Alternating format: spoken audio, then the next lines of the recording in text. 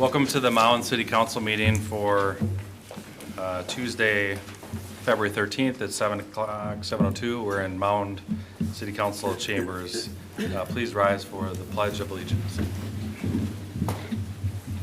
I pledge allegiance to the flag of the United States of America and to the republic for which it stands, one nation, under God, indivisible, with liberty and justice for all. All right, welcome everybody. We got our agenda. Do we have any amendments? There is one amendment specifically to item 12. The council all has updated numbers on the Surfside improvements. I'll project the change from the engineers on the board, but the item itself hasn't changed. Okay. All right, so we got our agenda with that addition. Can I get a motion to approve the agenda? I'd like to make a motion to approve the agenda. Okay, can I get a second? Second. Okay, and all those in favor, please say aye. Aye. Aye. Those opposed? All right, that passes. Then we got our consent agenda. Does anybody want to talk about anything on there? Mr. Mayor? Yep. I would like to make a correction to item 4D as in David. Okay, It's the public gathering permit for the 2024 Minnesota BASS Classic, not the Minnesota Lakes Classic, please. okay. Yes? So we'll note that and update that. All right, anything else on what's in the consent agenda? Okay, Would you like me to read the consent agenda? yes, I do. Okay. Go ahead. With your permission, Mr. Mayor? Yep. A, approve payment of claims. B, approve the minutes from January 23rd, 2024. C, approve the updated Public Works Employees Collective Bargaining Agreement for 24 through 26. It was fixing an error in the agreement. D, approve resolution approving public gathering permit for the BASS Classic Fishing Contest on June 1st at Surfside. And E, approve the resolution approving permits for the Tour de Tonka Bike Rides 2024, August 5th. That's it. All right, thank you.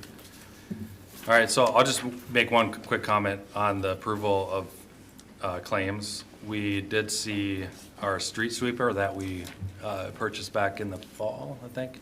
Anyway, that just Yes. came through, so if you see a big number on there, that's what that is. And then also the first is a half of Orono, our Orono police contract. So if you guys see that, it's a big number, so just those two comments. But anyway, can I get a motion to approve the consent agenda? Make a motion to approve the consent agenda. All right, and can I get a second? Second. Okay, roll call, please. Councilmember Larson. Aye. Councilmember McEnany. Aye. Councilmember Pugh. Aye. Councilmember Castellano. Aye. Mayor Holt. Aye. All right, thanks, that all passes. All right, number 5, we got comments and suggestions from anybody that the subject is not on the agenda. You're gonna come up and have 3 minutes.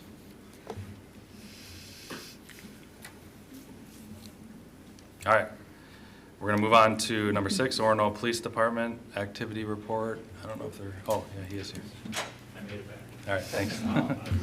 I heard the sirens out there. Yeah. Mr. Mayor, do we need the comments first before the police? I didn't know if you had changed that. I did that already. Yeah. No one came up? No one came up. Oh. Sorry, I was daydreaming. I am sorry, Mr. Mayor. I have a question for you. Yeah. Why all of a sudden are you redacting everything that's on the report? You used to redact the address, but not the street, so we can identify the problem areas? Let me look here on my end. So I'm not in charge of any of the redacting, that's all of our admin staff. Oh, who do that. that's okay if you don't know the answer. Let me just see on my end what they had sent me. They gave me the redacted version too. Yeah. It looks like, so you have the entire address that's whited out, correct? That's what you're saying? Yes. Correct, and it So used to I'm just be looking that. at it. I see the exact same thing you guys saw, so. This is new, though. Okay, I can certainly address that. Your hope is to see at least the street or rough area? Well, yeah, Yeah. we used to be able to identify the problem areas. Used to because have we the had street. The address. Okay. I will, Thank you. yeah, I'll make a note of that, and I'll let them know and see what we can do. I don't know, it could be some sort of data retention issue. If so, I can talk with them and see if we can at least get cross streets somewhere close. Thank you. Yes, absolutely. As far as, does anybody have any questions before I start then? That's it. As far as the month of January goes, it was relatively slow as to be expected around January, just battling the folks on Black Lake there from the parking issues. That was a back and forth thing, and the majority of those issues were non-local people come out. They just need a fishing spot, so they decide to not pay attention to the signs. So we battled through that. We had quite a few DWIs and a couple of different arrests. Again, most of those were out-of-city individuals that we were dealing with. So just a couple of local ones that happen every now and again. So nothing too exciting, which is always good. Boring day for me is a good day for everybody else. So. But as far as I'm concerned, coming into February, we're starting to see that little bit of warmth. That's kind of giving us a little bit of an uptick in calls. So we'll just kind of see that progress up into the summer, and then it'll start tailing off back to the fall. Okay. But anything else? Does council have any questions? No, I didn't. Okay. Thank you, appreciate it. Yeah, Thank absolutely. you. Take care. Thanks. All right, number 7, we got West Tonka Senate presentation. Welcome. Hello, everybody. How Welcome are back. you doing tonight? I'm gonna set this, just squeeze it in right there. I am back to give you guys a presentation on what the high school and some of the other schools have been up to recently. So let's get to it. My name is Olivia Adam. I am currently a senior at Mound High School, the class of 2024, and I am the vice president for the 2023 to 2024 school year. On our agenda, we again just have the 4 A's, so the activities, athletics, arts, and academics. Let's start off with the activities. This is a list of all the clubs and activities that we currently offer at Mound Westonka. I'm not going to be going into detail on all of these, just the ones that have like current events going on or upcoming events. So starting off, we have 2 Student Senate representatives that were able to attend the National Lead Conference. This was Kendall Sabaski and Karin Childers, 2 seniors at Mound Westonka. And this conference was held at Washington, D.C. At this conference, they were able to network and have peer learning with a ton of incredible student leaders from across the globe. This was a great opportunity from them. After speaking with them, they had a ton of fun with some of the other Minnesota kids that were able to go and learned a ton that they were then able to bring back to our Student Senate. Next, we have a Prom 2024 update. I am sadly not on the committee this year because it's only junior, so I don't know a ton of information, but they have been meeting for the past few months and they have secured a location, which is exciting, and are kind of working on developing a theme, but they have a pretty good layout, and that should be announced in the next 2 weeks. So hopefully next time there's a representative here, you guys will get to hear about the location and the theme. And then 2 weekends ago, we had our snowball dance. So this was on February 3rd in the MWHS Commons from 8:30 to 10 p.m. It was for 9 to 12th grade students, and they of course enjoyed dancing and some coloring and puzzling as well. And even though there was no snow outside, it was still Winter Wonderland themed. So very exciting for the students to attend. And then also DECA, we talk about DECA very frequently at these meetings, but they have had a ton of success this year with a record-breaking placement at the districts competition at Bloomington Jefferson. And so these 169 competitors are looking to also qualify at the state conference, which is March 10th through the 12th at the Hyatt Regency in Minneapolis. As of right now, these students that competed at districts are currently revising their projects, making them stronger and more competitive, and working hard on their presentation.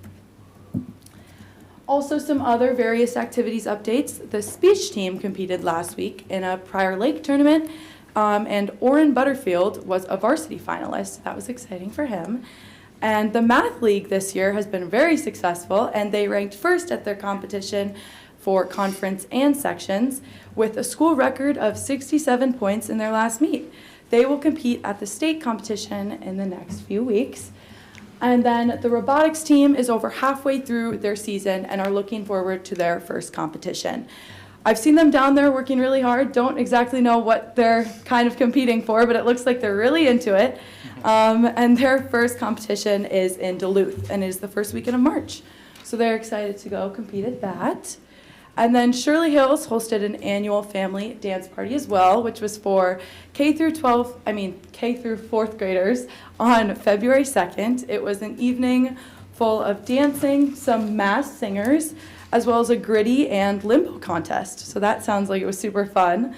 And the money raised at this event will be directed by the PTA to address the needs in our community for staff and students. So really a great way to get families involved on a fun night and get some money from the schools.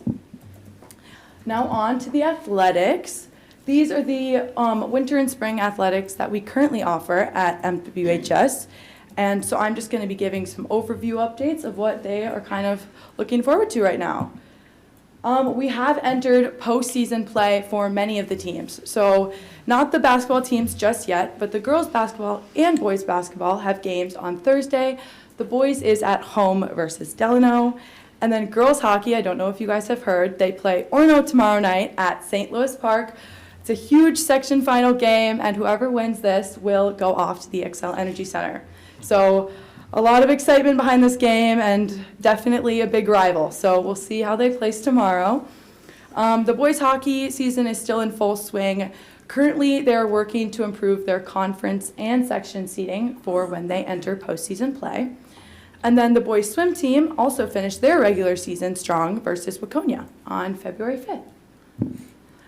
Dance team, I hope you have all heard that they compete this weekend to hopefully defend their title as the state championship kick winners. They are very excited and they look really competitive this year. So hopefully they place first or at least in the top 3 as well as their jazz. They compete Friday for jazz and then kick on Saturday, all at the Target Center. The skiing teams have both had a ton of success as they had conference and sections meets last week or a few weeks ago on January 26th.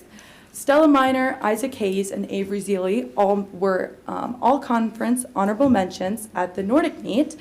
And the Alpine skiing team had success with 12 boys and girls finishing in the top 10. Marshall Morrison also competed for Alpine today at state. I have not heard how he did yet, but he was really excited about that, so we'll look forward to hearing about that tomorrow. And then wrestling, they had a pack week for the last 2 weeks, and they've had over 5 dual meets over the past week and salvaged a Wright County Conference win over Rockford. Female wrestler Delaney Parker placed 2nd in sections as is headed to state. This is really exciting for Mound Westonka as this is one of the first female wrestlers that we have had advance in kind of a new area of wrestling. Next on to the arts. Starting off, we have the theater in Westonka. MWHS entered their first 1-act play circuit, and it was called Crotochrome. This is the first one in the last 25 years, so really exciting for the students to be able to engage in this. They competed at the AA subsection B contest on January 27th, where they placed 2nd out of 7 schools. These were pretty big schools like Minnetonka and Wayzata, so this is really great for the Mound community. They then were able to move on to the section finals. In the subsections, they placed 2, 3, 2, which means that they ranked them 2nd, 3rd, and 2nd, really high rankings. And the crew moved on to, again, the section finals at Minnetonka. And at the section finals, they scored 1, 3, and 5, with a total score of 9, which landed MWHS in a tie for 2nd place against Minnetonka. Unfortunately, Minnetonka did win the 2nd place, but MWHS was still ranked 3rd, which is really impressive for our theater community. And they are already looking on to their spring musical, which is Footloose this year. Super excited for that. And this musical will take place in the Westonka Performing Arts Center on April 11th, 14th, 19th through the 20th, and the 21st. A ton of dates this year, so hopefully you can all make it to go watch the show. And then the choir has also had a ton of success competitively. They performed at a large group contest that was hosted by Orono High School on Monday evening. Their brilliant performance earned them really good rankings by all 3 judges. They continued to impress as they worked with adjudicator Jack Carlson Gibbing from Wayzata High School, where he shared that he believes that they are top 4% of all high school choirs. That's super impressive for our, and really showcases their talents and how hard they've worked for the past few years. Specifically, Jack Hansen will represent MWHS in the MN All-State Choir, and ninth grader Wake Sturgluckson will sing in the MN 9 and 10 honor choir. So they work really hard in that to kind of excel throughout their years at MWHS to eventually be recognized. And then moving on to band in Westonka, MWHS Band performed their contest music in a preview concert last night in the PAC. They head to a large group contest on February 26th, and the next public concert will be an all-district concert on March 3rd in the MWHS gym.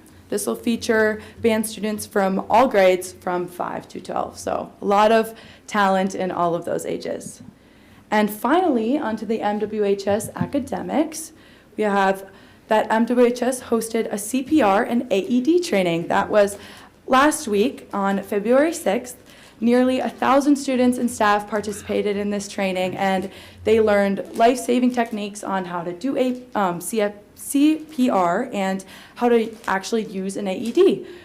This training was provided by 65 of our local first responders, including the fire department and medical centers. Really exciting, and students, I heard, they had a lot of success in this and learned a ton. Great to know that our community is kind of teaching students these life-saving measures. Also significant accomplishments, the MWHS teachers, Meredith Bradgett and Leanna Co-op, have been nominated for the 2024 Minnesota Teacher of the Year. This is a huge recognition for both of these teachers, and this banquet is scheduled for May 5th at the St. Paul River Center, where they will be able to see if they get that honorable title. They have both submitted the required materials to be eligible for this honor, so we are excited to see how they place. And onto my favorite part of today's presentation. This has been kind of a tradition in Hilltop Primary School for the last few years, and it is that they have a Rubik's Cube puzzle mosaic portrait, and this year it was Mr. Mock, which is the Hilltop principal at Hilltop Elementary. And each second grader student is given a cube with a slip of paper that corresponds to different colors that they should match in order to complete this mosaic. And overall, the students are able to learn problem-solving techniques, as this is a very difficult task. I don't even know how to solve a Rubik's Cube. So kudos to them on accomplishing that, and it looks pretty great if I do say so myself. So proud of the second graders at Hilltop. They're also looking at integrating this into Shirley Hills next year. So hopefully they will donate these cubes over back and forth each year so they can both participate in this tradition. And then finally, the MWHS focus in moving forward, they saw another decrease in the percentage of students who have received a failing grade in quarter 2. Over the past year, this is kind of what they have been working towards each year. And they have also been working toward attendance in correspondence to that, but this has been a really great thing to see in the entire MWHS class. Yeah, that's all I have today. Kind of an interesting ending, but thank you. This will probably be my last time presenting to you guys, so I'm excited to always have this opportunity to come and speak with you. Do you guys have any final questions or concerns? Does council have any questions? No, you're a great That's speaker, great. though. Thank you. Thank you. What are your plans after this? My plans, I am currently planning to attend Miami of Ohio in Oxford, Ohio, and attending marketing and entrepreneurship. So yeah, really excited about that. Currently in the mix of scholarships and all of those deadlines, which is a little stressful, but yeah. Congrats. Yes, Yeah. thank you. Congratulations. Career for you. It was great talking with you Thank you. guys. Appreciate it. Thank you a lot.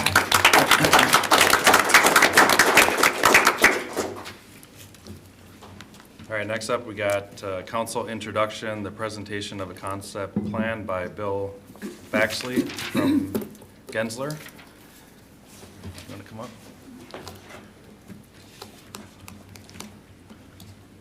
Own myself, so yeah. Okay, all right.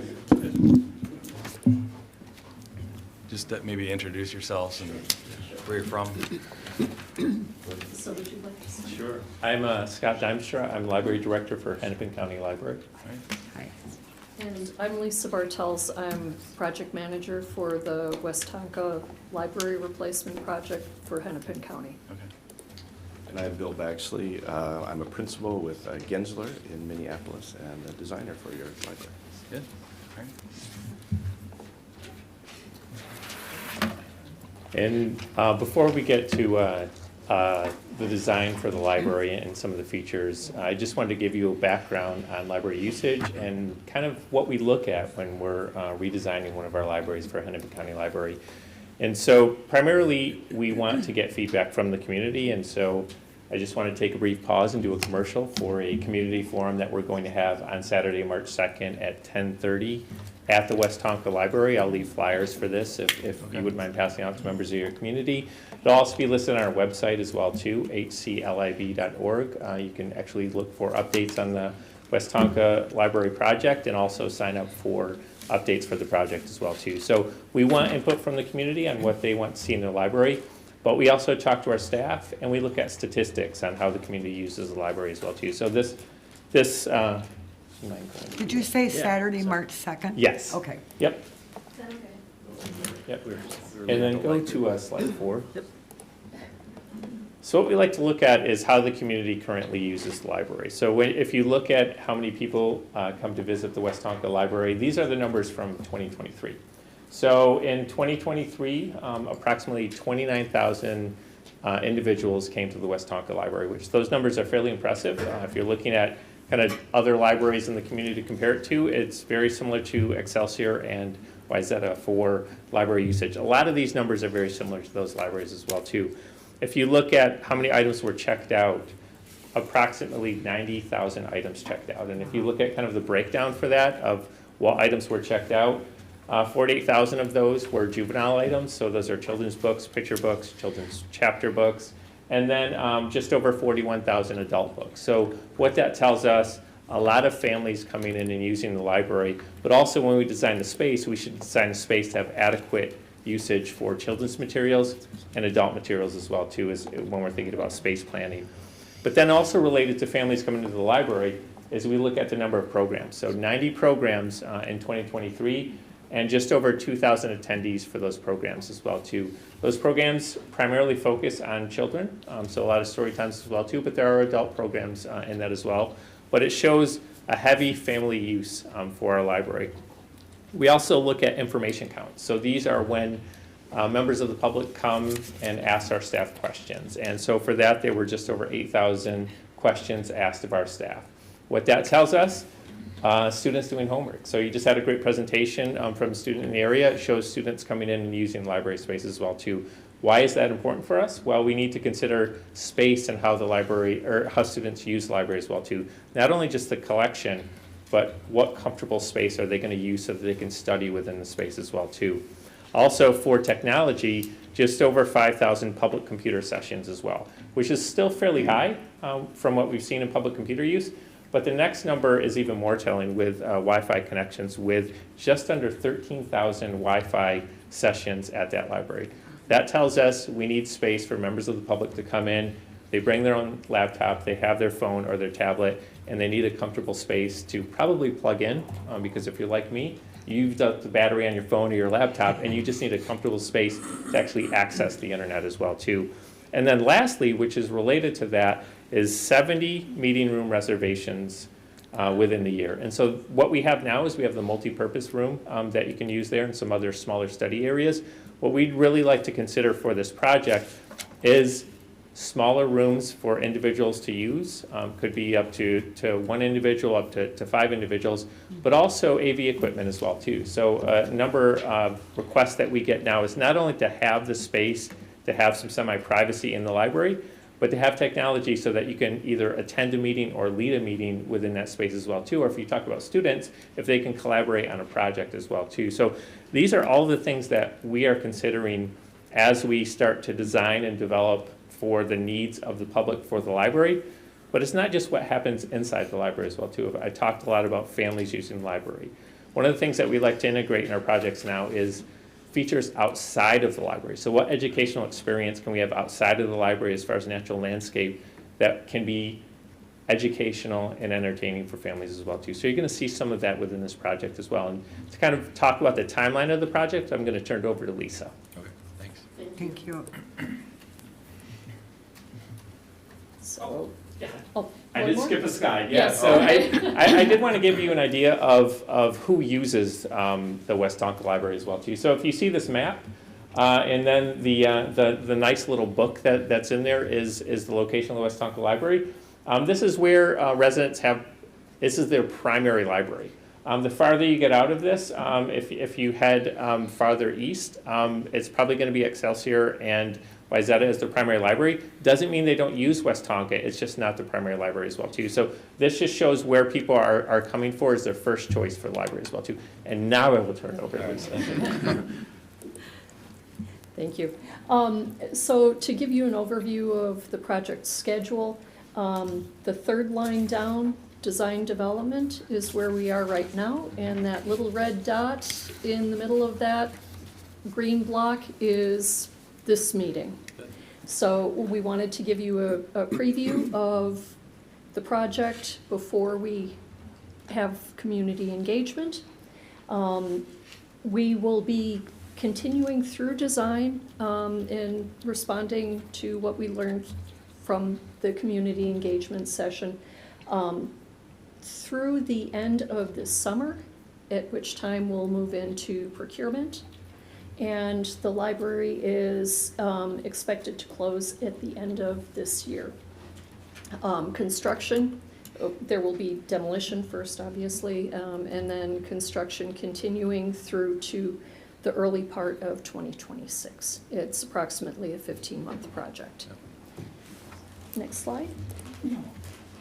So we are very excited about this project. It is the county's first net zero building, a net zero energy building. There's a net zero energy building is a building that creates on-site energy sources to meet the building's needs and the site's needs. That all is part of Hennepin County's larger climate action plan initiative and responding to that. And some of the things that we're doing in this particular project are, the project is registered with Minnesota B3, which is Buildings, Benchmarks, and Beyond. It's a state program for ensuring that our buildings are energy efficient and responding to climate action. Part of this will be to include geothermal heat pumps as one source, and there will be a solar panel array on the roof, creating heat, and that's where our heat and electricity will be coming from. We will also have a green roof on a flat roof that will be there, and Bill will show you renderings that illustrate that. But in the upper right portion is a flat roof. That will be part of our stormwater management. We have a goal of managing 95% of the stormwater on site before it filters to the city stormwater system. We're also working to preserve existing trees. We've got some wonderful old ashes and oaks and some honey locust, I believe. And the plan is designed in great part around those trees as well. The current building has fabulous glulam beams that are very much part of the character of the building. We are planning to reuse some of those in the new structure.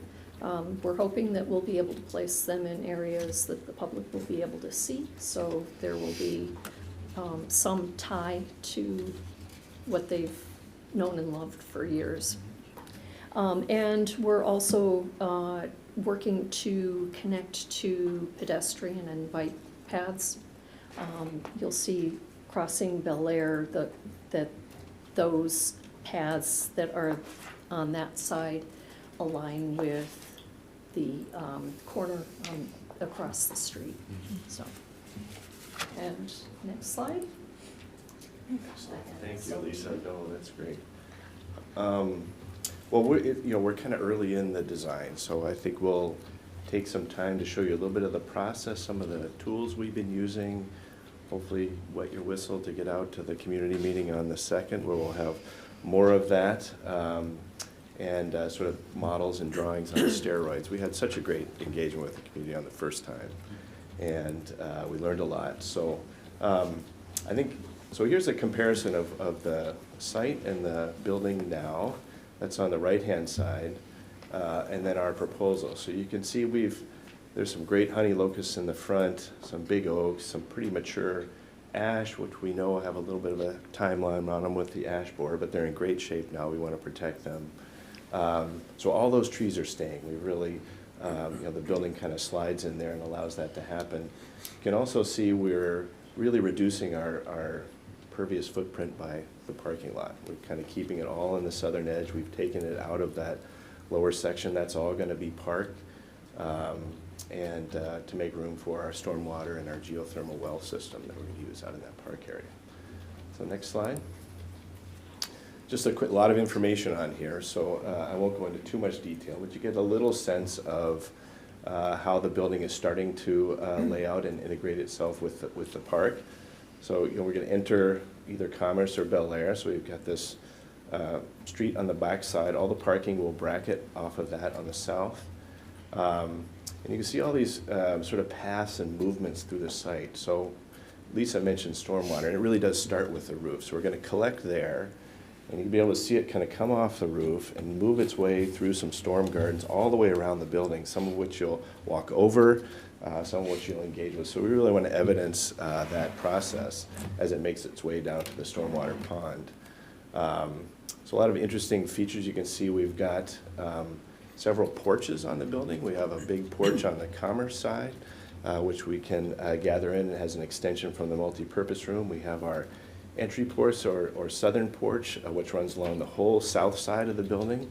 Also helps us deal and control with daylight, but also a great place to kind of hang out as an entry portion of the building. And then we have the park porch, which actually you're able to be out on and look out into that beautiful parkland to the west, excuse me. Next slide. I mentioned those 3 parks. So this is an early model we did of the structure of the building. That original building was built in the 70s. There's a great spirit around sort of conservation and harvesting of daylight. And I feel like we're taking this to another level, but sort of really celebrating those big themes that were important at that time and even more so important now. And I think being able to reuse some of that wood, feature it in a new way, continues that legacy here on the site. We're pretty excited about doing that.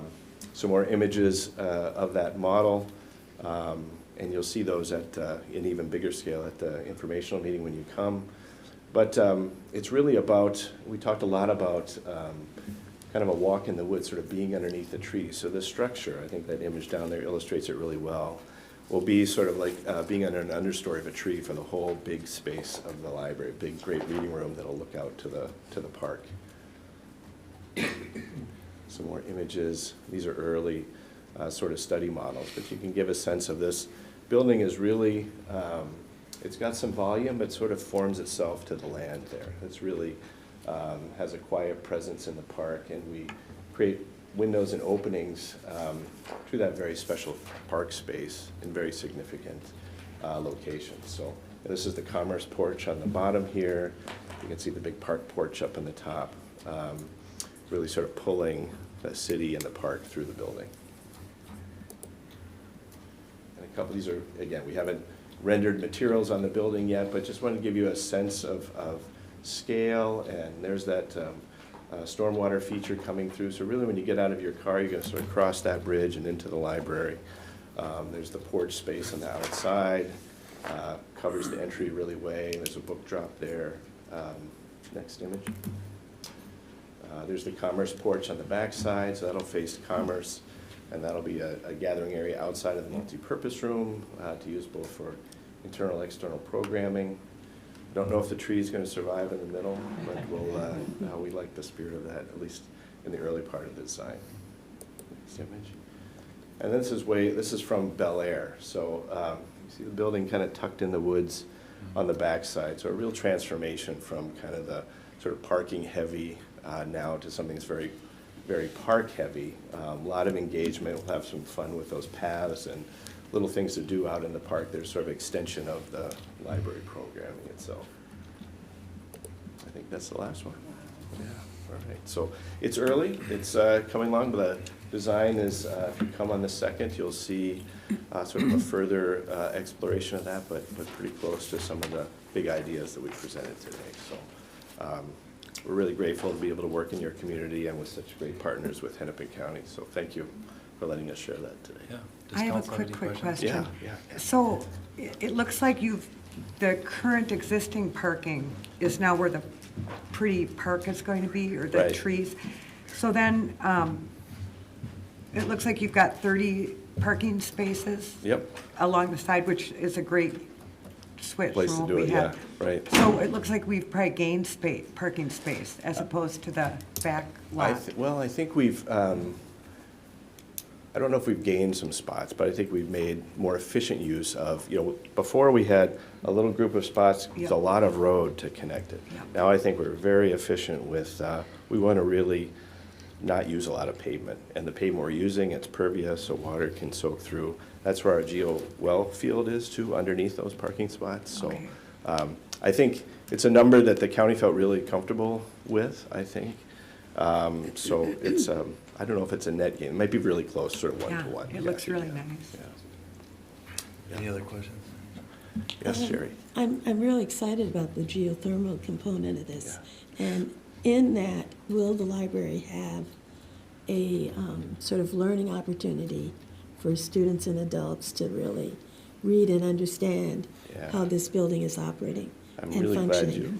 glad you brought that up, because we talked about, you'll really see how the stormwater works, but I think we're gonna do that for every system in the building. The whole roof is an entire PV array. That's gonna create all the energy, the geothermal well field, the hyper-efficient mechanical systems, the really high-performance envelope. So I think we'll sort of turn the building inside out and make it a really learning experience on the inside. It'll definitely be featured, so.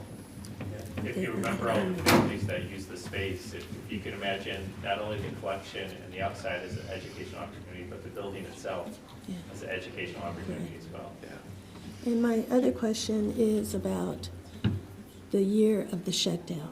Will we have a temporary library facility? And that's actually before this meeting started, on my way in, introduced myself to some attendees, and they asked that same exact question. So we're in the process of developing or looking at some data as far as kind of what the needs are. And I think that's some of the feedback that we need to hear from the community.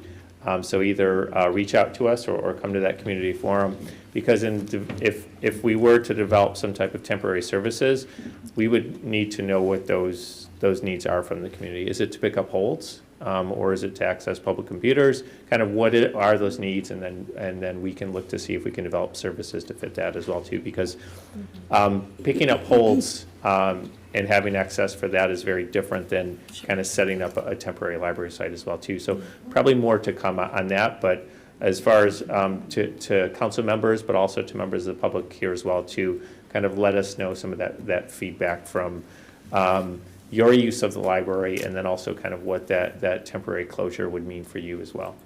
Well, I know there are about 30 children who live down the block from me. Yeah. Okay, and every time I go to the library, at least 3 or 4 of them are there. So Yeah.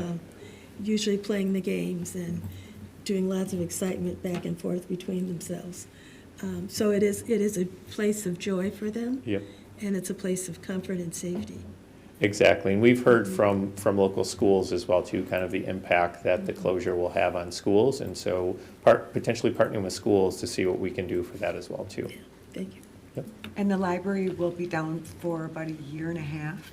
Will be without one, or how quickly? It's approximately 15 months. So 15 months, okay. We're looking at December of this year through February of 2026. Okay.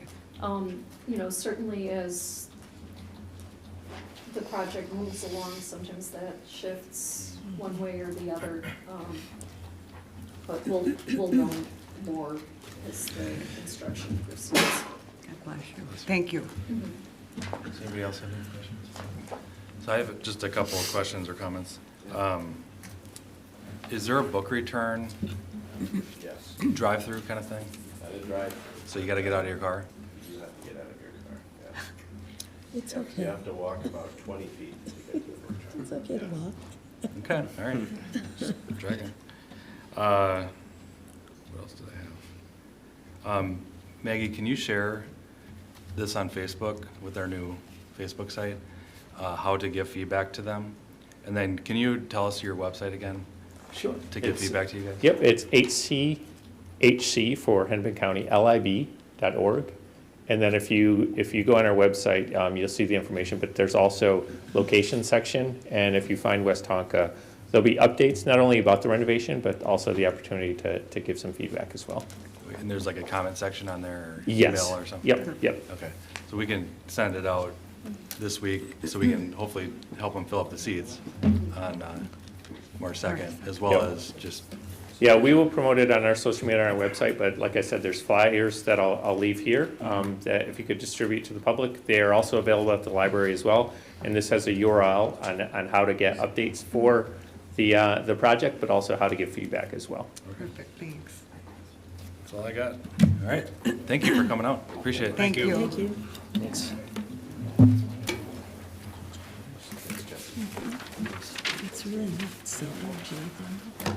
All right, number 9, we got planning consideration, planning commission recommendations, public hearing consideration, action on application to vacate right-of-way and drainage and utility easements for property at 2970 Oak Lawn Lane.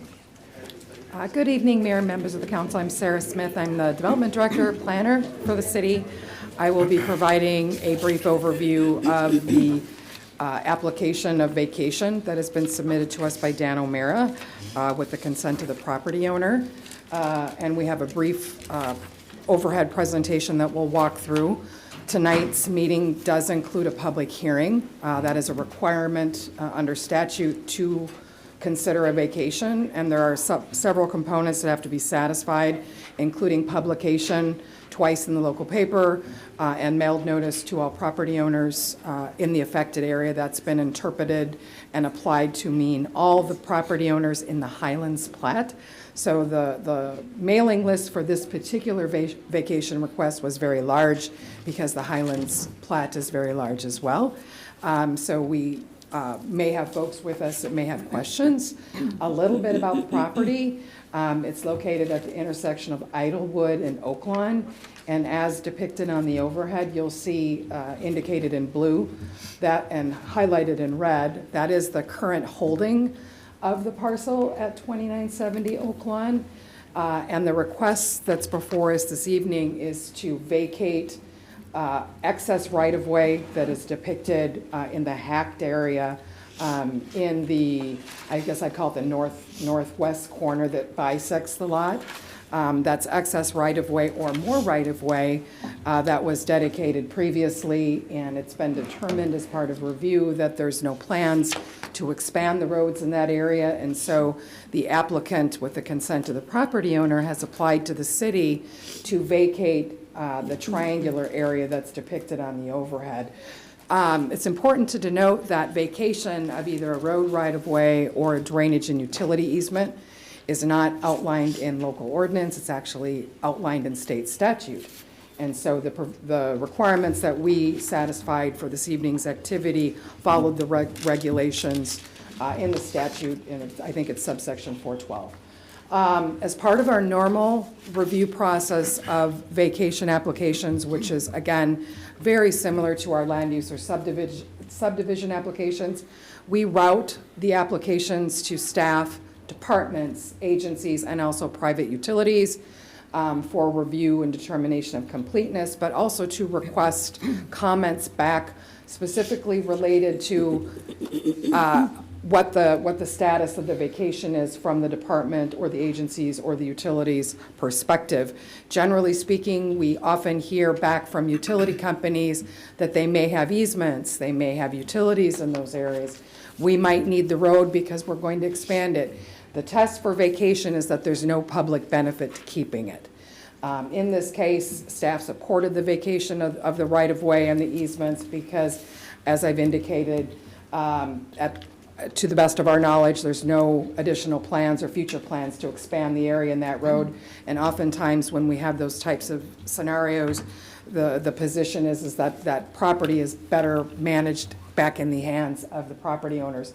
In this case, as depicted on the overhead, you can see that there is some benefit to vacation of this right-of-way.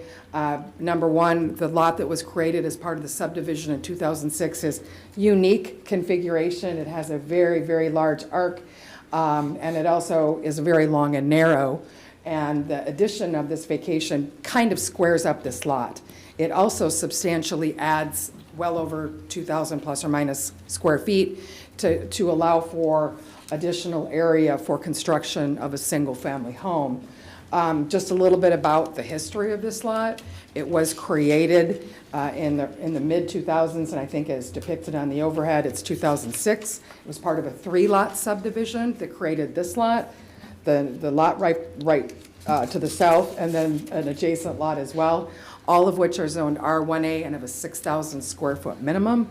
The lot that is proposed is going to be well over 8,000 square feet and is also meeting the requirements of that R1A for a non-lot of record. I say non-lot of record because that means that they are subject to a higher level of standard for hardcover and also for side setbacks. The orientation of the house is long and linear for the purpose of setback. Idlewood has been deemed to be the front. There is going to be a driveway on Oaklawn. With Idlewood being the front, that means the south is the back, and that there is a second front on Oaklawn, so that has a 20-foot setback. Idlewood has a 20-foot setback. The shared lot line with the adjacent parcel has a 10-foot side setback, and then the rear setback to the south is 15. And again, the property owner, or the property rather, is subject to the 30% hardcover allowance. The setback assignments that are shown on the overhead are consistent with what was previously shown with the subdivision back in 2006. However, the driveway location has changed. With regards to our process, as I said, similar to land use and subdivision applications, vacation applications prior to coming here go to the Planning Commission, not for public hearing, but also for formal review. In advance of that, we did send out courtesy notice, not to the full mailing of everyone in the plat, but we did what I would call a neighboring property area to notify those that are closer in to the subject site. We had some folks attend, but we did not receive any public comments at the meeting. With regards to the discussion items, the Planning Commission had some questions. Their details are outlined in the minutes that were included in the packet. A couple of discussion items. The road is constructed, future expansions not anticipated. That was one of the issues that was brought forth as to why staff is supporting the vacation. With regards to the drainage and utility easements, they were previously dedicated as part of the previous subdivision, so they follow the earlier lot lines. And so as part of the vacation, you have to rescind those with the full expectation that the city will put on what I would call replacement easements. And so the old ones are coming off if the vacation is approved, new ones are coming on. The amounts and the locations are generally determined by the city engineer, and traditionally or typically, I think they've been 10 feet in the front and I think 5 feet on sides, but the city engineer makes those determinations. It's important to mention that those will need to be provided and prepared in recordable form and with proper consents from owners and or any lien holders. And those are documents that are recorded and are of record at Hennepin County. As I said, the Planning Commission's review took place at our meeting in January. Their recommendation followed staff's and had a recommendation of approval to include conditions and findings of fact. Those are outlined in the executive summary report and are contained in the resolution in pages 340 to 342. A couple of discussion points with regards to the utilities. It's noted in the materials from the applicant and also from the Planning Commission's discussion and also in our planning report that the applicant purchaser is interested in working to relocate the power pole, and whether or not it's going to be relocated, moved, or underground. Those activities need to be done with permits, and they also need to be done and paid for by the applicant to the satisfaction of the utility companies. One of the utility companies notified us, informed, I think it was MediaCom, they did not have any issues, and another power company, or utility company rather, indicated that they cohabitate on the power pole. And so if something gets moved or changed or relocated or undergrounded, again, the responsibility of all those activities is on the applicant to include proper permitting. As I understand, the applicant has been in contact with Excel in earlier discussions. With regards to our activities this evening, you are required to open up a public hearing, take comment. I think the applicant is here.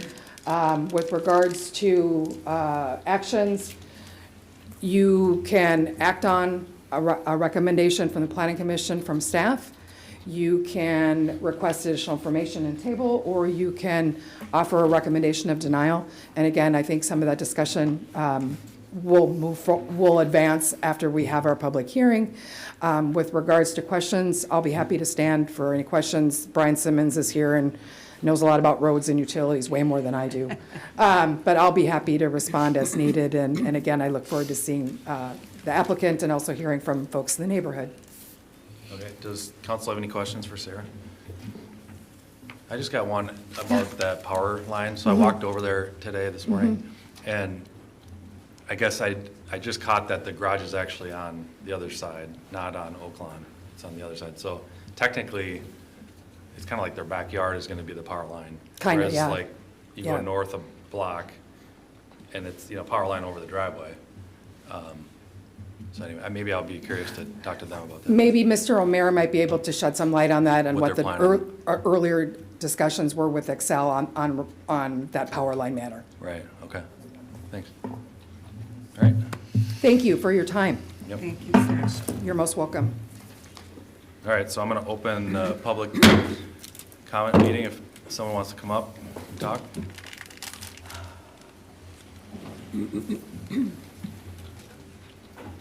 Just give us your name and address.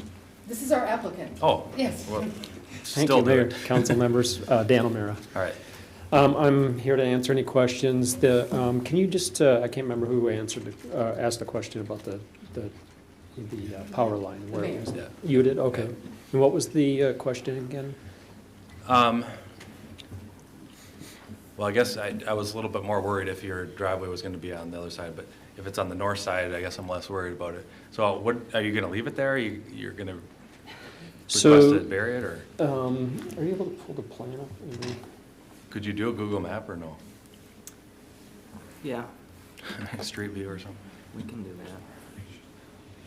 Is there, what would you prefer here? Do you have the plan that has my site plan on it? Is that in the packet?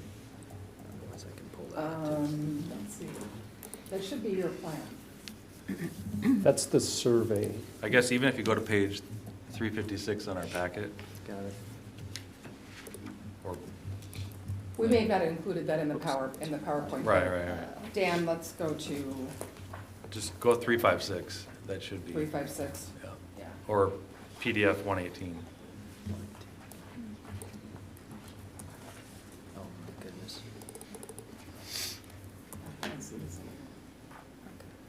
So kind of where the left side of that green line, and then I guess it goes straight up and then over the road. Yeah, the intent is to, I believe on the northwest corner, and I apologize, I haven't looked at the plan here for quite a while, but I believe there's a pole on the northwest corner, closer to the intersection. And I believe from that point southward, we are putting it underground. And then Okay, it'll be underground all the way around the south side of the new residence building till it hits the the south side of the easterly neighbor. And then there'll be a pole then, a new pole that will be put right in that corner. And then from there, it'll be back up on the Back up, line. okay, yeah. Does that make sense? Yeah, yeah, that sounds good. Okay, well, I don't know if I don't know if anybody has any questions, or if. I have a quick one. Sure. So the driveway, you're going to be coming in up Idlewood to get into the driveway? Actually, no, it'll actually be coming off of Oak Lawn on the north side. Okay, and then, I can't read this here, maybe my glasses aren't strong enough. How long is the driveway? I mean, obviously, it has to be able to accommodate a truck or something. It looks short. Again, I apologize, I haven't seen the. It's 20 feet? Yeah. It's at least 20 feet. It's 20 feet Okay. from, Because we have 20 feet of right-of-way, Yeah. or excuse me, 20 feet of setback, excuse me, and then we have another, 10 feet till it hits the curb? yeah, Okay. So it's about 30 feet. yeah, it's, I was thinking you were coming in off Idlewood, which looks a little different, so. If you take, if you look at Oak Lawn Lane, the words go straight east from Lane, that's where the driveway is. Okay.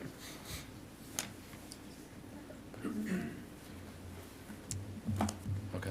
Yeah, any other questions? Okay. Thank you. We're good, thanks. Thank you. Does anybody else want to come up? All right, hearing none, we have, I'm going to close the public comment period. And we have a requested action. I can't quite see the page. 340, I You have it up believe. there? Right, 340? 340? Okay, so and someone wants to make a resolution for that? 340. No.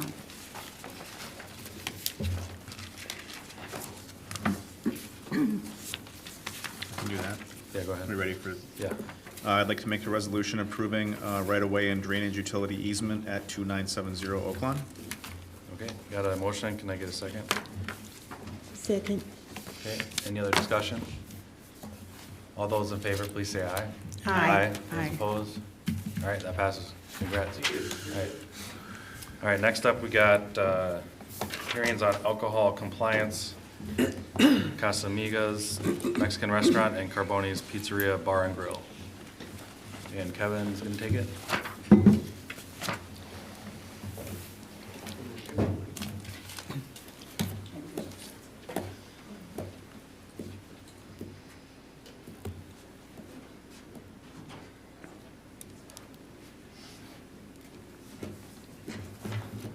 Hello, Council. I'm Kevin Kelly, the city clerk.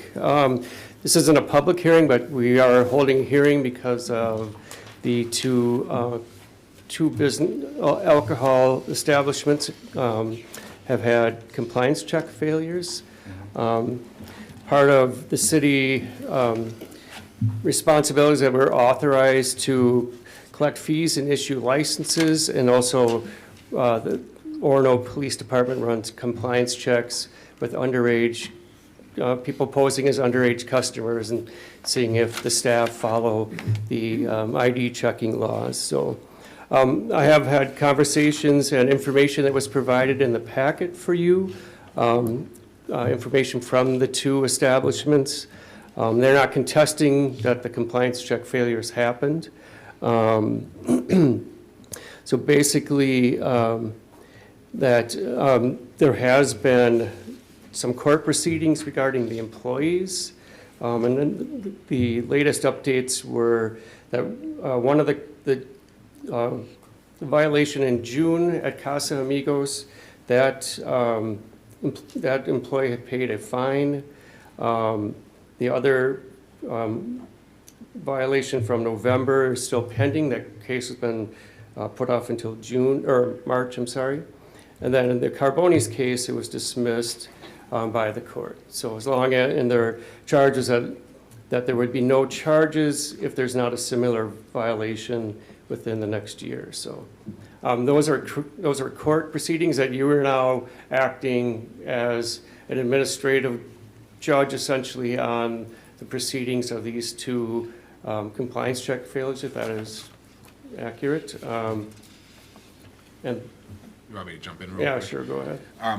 So letters went out to both businesses that provided them with, if they wanted to avail themselves of a right to a hearing, whether or not the violation actually occurred. They had to provide a letter to the city by Monday, January 29th. That didn't occur, they're not contesting. The charge for the, since there's no contest with regards to the violation, the charge for the city council at this point is imposition of penalty. And I believe the staff report does lay out the city code provisions of their imposition of penalty on the minimums, and it's also laid out in the proposed resolutions too. Okay. Well, can we focus on the first one then first? Yeah. Okay, so page, I guess, 364, so it's Casa Amigas first, right? So what are you recommending Well, for the? yeah, as you know, they've had a license for essentially 14 months now. Right. And they've had 2 violations in that time.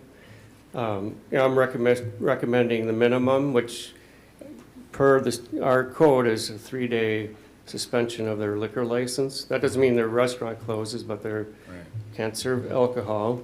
The city code was amended 2 previous councils to reflect state statute as closely as possible. The city had been more restrictive in the past than statute, and that, staff created a new code language to meet statute. And this is the language that comes from the statute, the minimum penalties, so. Including, along with the suspension, a 3-day suspension, including the $1,000 fine. Yeah. So, okay, so does anybody have any comments on that or suggestions? I guess maybe a question. So the minimum is, 3-day suspension of liquor license. Do we, or is it our say-so to say that they can pick which 3 days? I know it needs to be 3 consecutive, but my experience, I think you can pick. It's with the Orono Police. They pick the Right. dates? Yeah, It's in coordination with them. Yeah, the council in coordination with the police. Because for the second violation of 14 months, I think that this resolution is kind of spot on to be imposed as a minimum, but, it might benefit them if they can pick which 3 days. Typically, the business owner will have discussion with city so that's staff not- and police okay. chief and work out days that work out. I think the reason why we don't put the days in here is we allow that process to happen. Okay. Okay. Any other questions, comments? I have a question. Do you know, with the Orono Police, do they check the areas? They've got Orono, they've got Mound, and Spring Park. Do we know how many times they checked in the last year? Did they check other restaurants in the area too during that year? And did they all pass? And these were just... Right. We get a report regardless if the establishments have passed or not.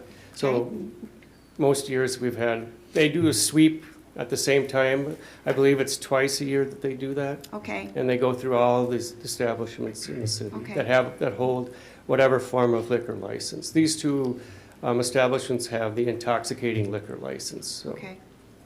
And there's 4 or 5 total? Yeah, 5 or 6, yeah. We have wine and beer and intoxicating liquor, and then the off sale at the Speedway. So. Right. Okay. I don't know if you want to speak to the Yeah, if they want to come up and management, say something, yeah. Yep, I can. Casa Amiga, I don't know if you're here, or if you guys want to come up or say something, or, yeah, come on up.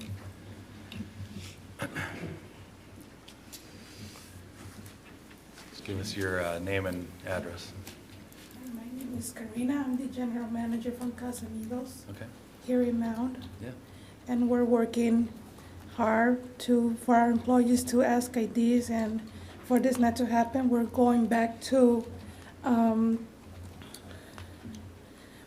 training on February 20. We're all going, and hopefully we don't make this mistake again. So we're all going to training on February 20th.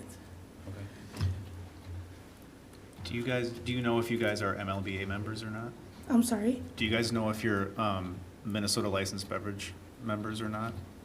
I think yes, we are. Okay. If you're not already doing it, they have like you can go to a training course, but they offer one that you can do online too. That's really inexpensive and really, really easy to have staff do, like right when they start. Okay. So say if I come in there and I look like this, do you card everybody? Is it like if they look a certain age or younger? We're carding now everybody. Everybody. Everybody. It doesn't, like, sometimes customers, we get jailed because, oh, why are you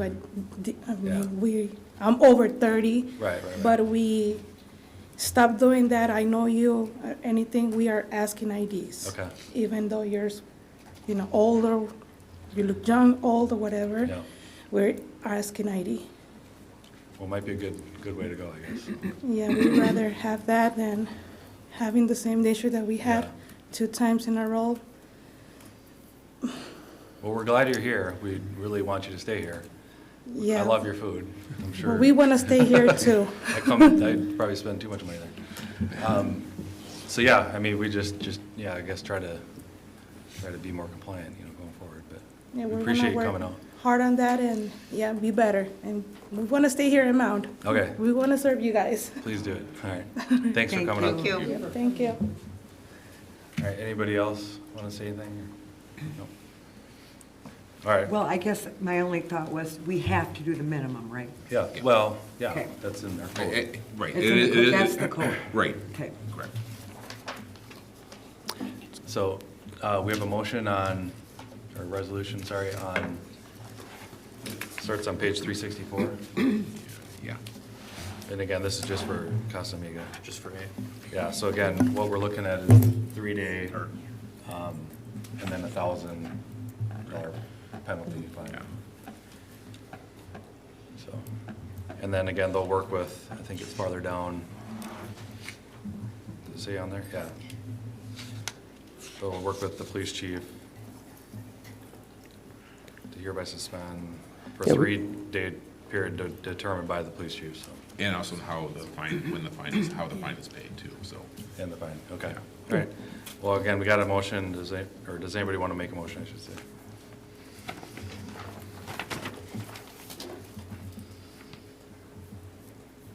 You want us to make the motion to the resolution? Mr. Mayor, I'll make a motion Okay. to approve the resolution making findings, conclusion, and decision regarding liquor license suspension and imposing civil penalty on Casa Amigos Mexican Restaurant. All right. Got a motion. Can I get a second? Second. Okay. And any other discussion? All those in favor, please say aye. Aye. Those opposed? All right, that passes. Thanks, guys, for coming out. All right, now we got another one for Carbonis. Do you want to Yeah. go through that real fast? Sure. They also had a violation, and I believe they're here as well. This was the case where the court, dismissed the charges pending no further violations. So that's also in play. So I don't know if you want to speak to have any questions for me or speak to the management or ownership on that? So what are you recommending on this The one? minimum. as So well. 500, I was recommending that till I heard, till the charges were dismissed, so Well, I should say it's called a continuance for dismissal. So what they do in the continuance for dismissal is they're not going to prosecute the charge, but it sits out there for a year on the person. And as long as they don't have a same or similar, if they have a same and similar, then the charge will come back up again. They're on probation for a year. Yeah, they have probation. So it's not, it's basically, it's kind of in limbo, and it's hanging over their head. It's usually used for somebody maybe on they see as something more minor on a first offense. Right. So I wouldn't say, it wasn't dismissed because the facts didn't meet the case, they just didn't see a need to move, they found a different way instead of moving forward with prosecution. So at the end of the day, still serve alcohol to a minor, Correct. bottom line. Correct, and the, you know, and they're not, they didn't contest that with regards to the city, and if they did, the standard of review for the city council is not like it is for criminal, it's beyond a reasonable doubt, where it's just preponderance of the evidence. It's more likely that it happened than not happen, so it's a different standard for the city. But that's not why we're here, though, is to talk about, did it happen? It's not contested, and it's a first violation within 3 years, and so then that's where the minimums come in. Okay, so then again, that's still a $500 fine and 1 day suspension, correct? Okay. Yeah, and I did check back the compliance check records, and they haven't, there wasn't anything on record from, I had from 2018 on from Carboni, so Well, just good. have that background too. Good, okay. I don't know if their name is on here, but. No, we don't have their name. Okay, does someone want to come up from Carboni's? Hey, give us your name and address. My name is Rachel Faust. I'm one of the owners at Carboni's. My name is Matthew Ouellette, and I'm one of the owners of Carboni's. Welcome. I'm one of the owners that has had it for, June will be 13 years now. Nice. And we, like Kevin had said, we've never had a violation. We passed every single one, sometimes 3-4 times a year. I remember them, but most of the time it has been twice a year. Okay. And so I started at Carboni's in 2018, and in 2022, I believe, came on as ownership. And one of the things that I really wanted to do was make sure that we were educating our staff and making sure we're complying with the laws. I think if you talk to like Orono PD and Minnetrista PD, you'll see that like us as a company has evolved and grown a lot over the last few years. So this was really disheartening that we had this, which again, we're not contesting. In talking with the employee, she did actually ask for an ID. She looked at the ID. She had never seen what like the new minor IDs, what they look like. So she's like, I mathed wrong in my head, and I served them, which is maybe why the case was not dismissed, but whatever you call it, continuance of it, because it's not like she just didn't ID the person. She ID'd the person and failed to recognize that they were a minor. And actually last year I had contacted Officer Reyes to get the booklet on what the IDs look like now, and he said that he didn't have that resource for us. I actually contacted Scott Mueller, who is the liquor agent for the Alcohol and Gambling Enforcement Agency, and he didn't have that resource for us either. So it was kind of like, okay, well, I don't know where else to find this, because last year when we did our alcohol training, which we do every year, people were asking like, oh, like they came up with new IDs, what do these look like, so that they could recognize them when they saw them. And I mean, I'm not a minor, so I don't know what they look like, and I couldn't get the resources for them. Actually, I finally found through Wright County a link to order the new ID books so that we have what all the states and the like passports look like. So it's not that we're I mean, we're not. We're trying to adhere to the laws, and we have training in our new hire packet. So every new hire, it's like a page-long thing on how to check IDs. We use the plan, which is to look at the photo. No, I can't even remember off the top of my head. Photo, legal age, acceptable ID. There you go. Not expired. Of course, drawing a blank here as I'm standing here. But so like we go through those things in the new hires. For every new hire, we do yearly trainings in it. So it's a topic of conversation a lot at our bar is over-serving and not serving minors. Yeah. So it's not that we're not trying. We're human, so. Yeah, appreciate it. Well, any other comments or? Another great establishment. Yep. Thank you, and Thank you. sorry this happened. Same thing, we love your food, please stay here. We're not going anywhere. We actually just opened another one in Delano, so. Yeah, oh, there you go. Oh, good. Well, and again, for the amount of people you do serve, but, you know, as Serve a well lot of as, people. you Yeah. know, I get it can happen, but, you know, we just can't have it happen. So. No, we hear you. All right, well, thanks, guys, for coming up. Thank you. Appreciate it. All right, so we got a resolution on page 368. So again, what we're looking at is, again, just the minimum $500 penalty and then a 1-day suspension to be worked out through the staff and the police chief. Does anybody have any issues? Okay. Would you like me to make a motion? If you're ready, yeah.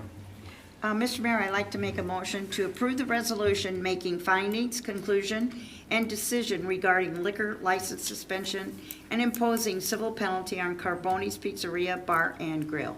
All right, got a motion. Can I get a second? Second. Okay. Any other discussion? All those in favor, please say aye. Aye. Those opposed? All right, that passes. All right, thanks, guys, for coming out. Thank you. Now we're, number 11, request by Artesa Mound Harbor Cooperative, Community Lifestyle Communities to rename Auditor's Road to Harbor Place.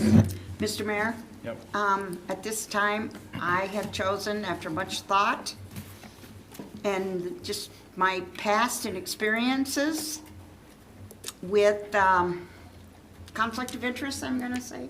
So to play it safe, I'm going to recuse myself because of my proximity with Marion. It's my property, and with this Auditor's Road and so forth, I just don't need a tainting the process thing again and all that kind of goofiness. No, I like you being conservative, for sure. Yeah. At the same point, is your address?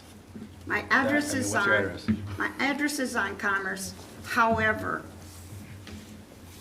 my property is back there on Marion, Yeah. which is going into Auditor's Road. And I'm going to say, and which I have to talk to Mr. Simmons over here, I think there's an issue there with this, because that's not how I remember it. And I just feel to be on the safe side and no tainting the process and conflict and all that stuff coming back.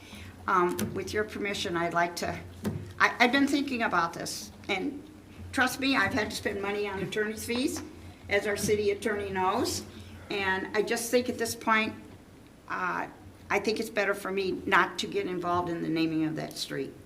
Okay, and our attorney, can you give any advice on that or no?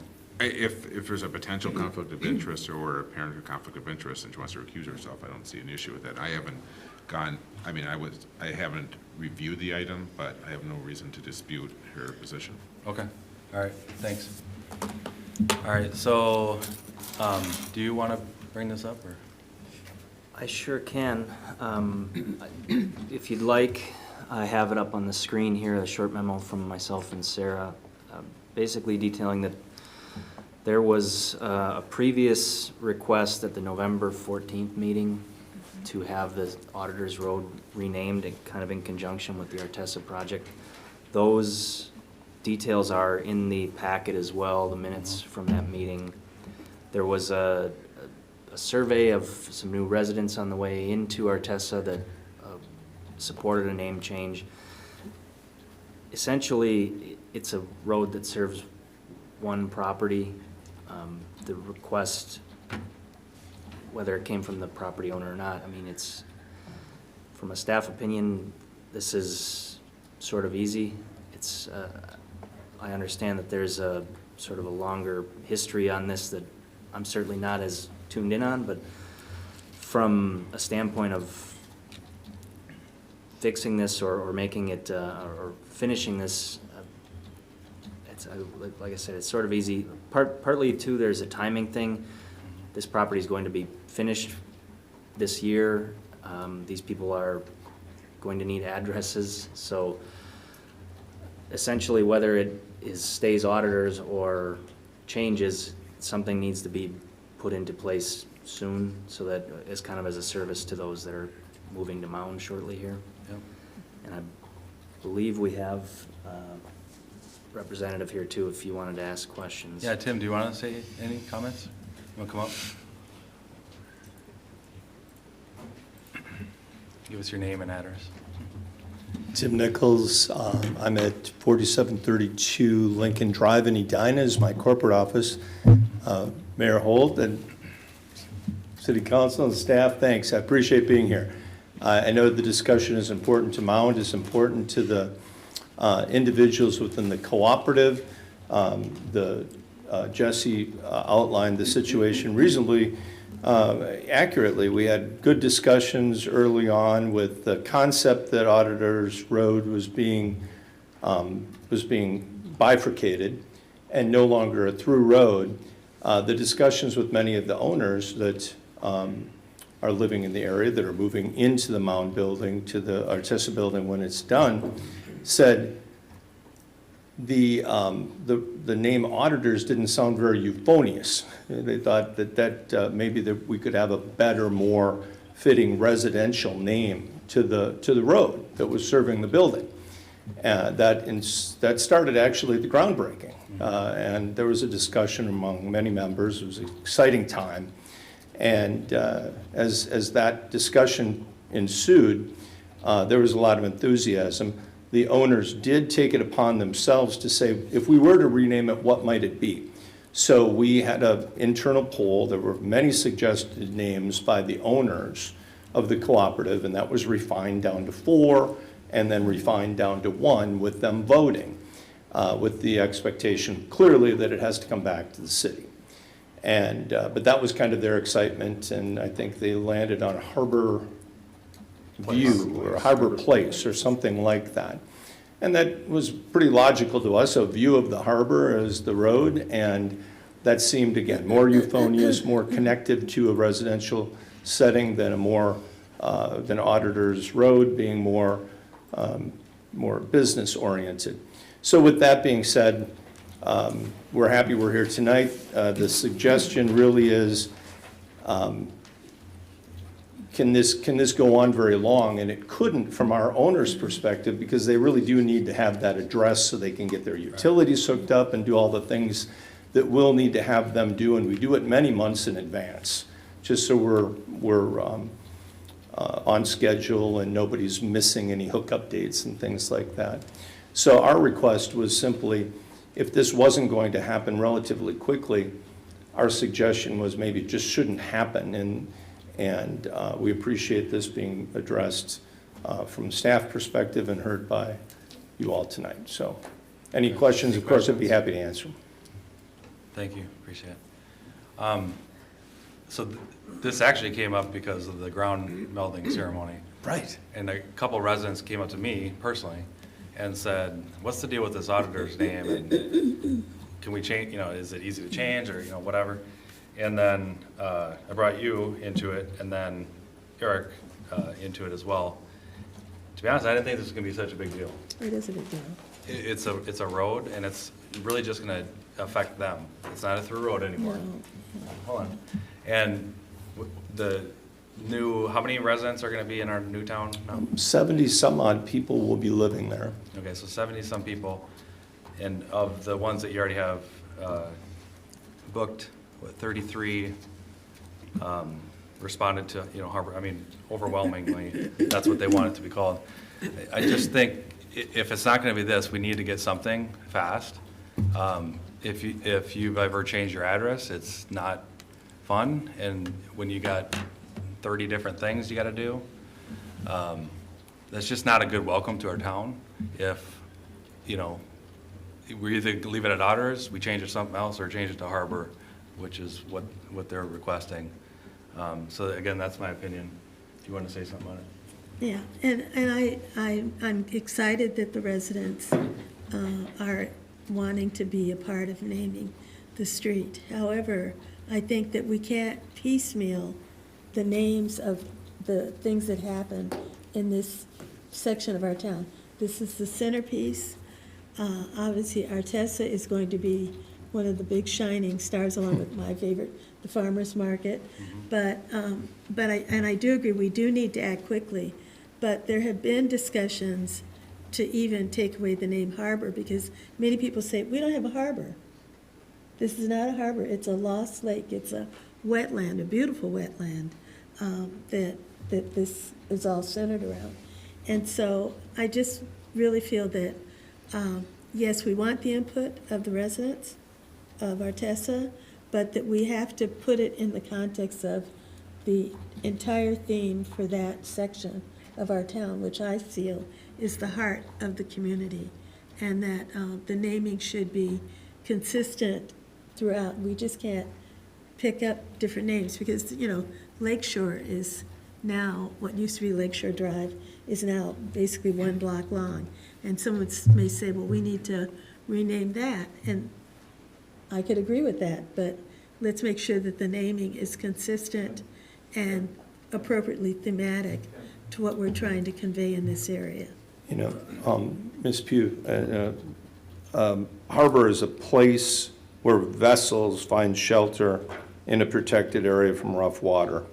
And harbor has been a theme that whole Mound Harbor district has been, at least from our perspective, from the signage that's there currently, it's an identifiable fixture, and a really valuable fixture to the individuals that are selling their larger homes on the lake, that want a connection to the lake, but now they can sell that larger home, move to a community where they own, and still have that connection that they feel the harbor, or the Mound Harbor District, which has a harbor, that harbors a boat, or that they can use the boat clubs to have a boat come and use that channel to get to the main portion of the lake, is invaluable to them, and really a vital part of what they've talked about as being so unique to Mound, and then so unique to the Artesa Mound Harbor development of ours. We're not changing our name. It is Artesa Mound Harbor. That's the legal name. And so if anything else, that $30 million asset is making a permanent name that is creating Mound Harbor as a cooperative corporation that owns every bit of that, the dirt, the land, the building, the artwork in it, the fitness center, the community furnishings. All of those things are what Mound Harbor is. So it just seemed like a logical connection to that roadway name. It's if it were the main entry point to the access to the park, that would be different, but it's simply not. So I don't want to be argumentative, but I do want to tell you that the thought that has gone into it and the discussions that's been had outside of this room seem very logical. Yeah. I don't doubt that, but I still think that we need to have this discussion to make sure that we are all in one accord on the thematic name of this area. And so I'd just say, give us 30 days or 45 days for the council to maybe have a town hall meeting, or to solicit people's reactions to the theme title for the area. And then we can name everything so it's consistent. So if you ask me, it's called Auditors right now, off of Commerce. We're talking about renaming that. Now we have Old Shoreline Drive, just up the road, like you just said. That's the one actually going to our new park, plus the parking ramp. Well, no, it dead ends at Artesa. What? Lakeshore. Old Shoreline Drive? Yeah, I know. it's just one block I know. long, So it's not a big deal, right? No, So are we gonna change the name of that too? It's like, you know what, like someone said earlier, what made this town historically, you know, it was the fact that we're sitting on Indian mounds, and the other thing was Tonka Toys. Yeah. Now, someone could argue, why not Tonka Toy Way or something? Because someone came up to me and said, what's that big building in town? Right. And I said, that's where Tonka Toys was. They had no idea, because this town has not done the branding that it needs to do around its identity. And part of what we're trying to create is, Mound has always suffered from people feeling that, that it's not worthy, and versus us really talking about our history, owning the pride in that history, and using the names that are important to the community and historic. When you tear down a building, let's say, the old post office, which used to be over there in that area. Used to be in the harbor. Yeah, well, that was a place where I remember there were tall hollyhocks on one end of the building, and behind it, people would go and fish because the fish spawned there. Now, we don't even allow people to fish there. Well, that's a whole nother thing. That's another Yeah. thing. But I'm just saying, that there's a way in which we can create, and it may be that we would agree with this name. I just don't want to agree, and then later, as we start trying to name the other things in the area, come up against, well, this doesn't fit, or this doesn't quite jive. I think I understand you're going to be moving it quickly. I'm excited about the pace at which you've done Thank you. your Thank you. construction, and, having worked for a modular construction company, I think you guys did some very sharp things. Thank you. But I want the naming to be right. I want it to be consistent. Maybe we could do some sampling with the Planning Commission and with the Park Commission, and even the Docks Commission.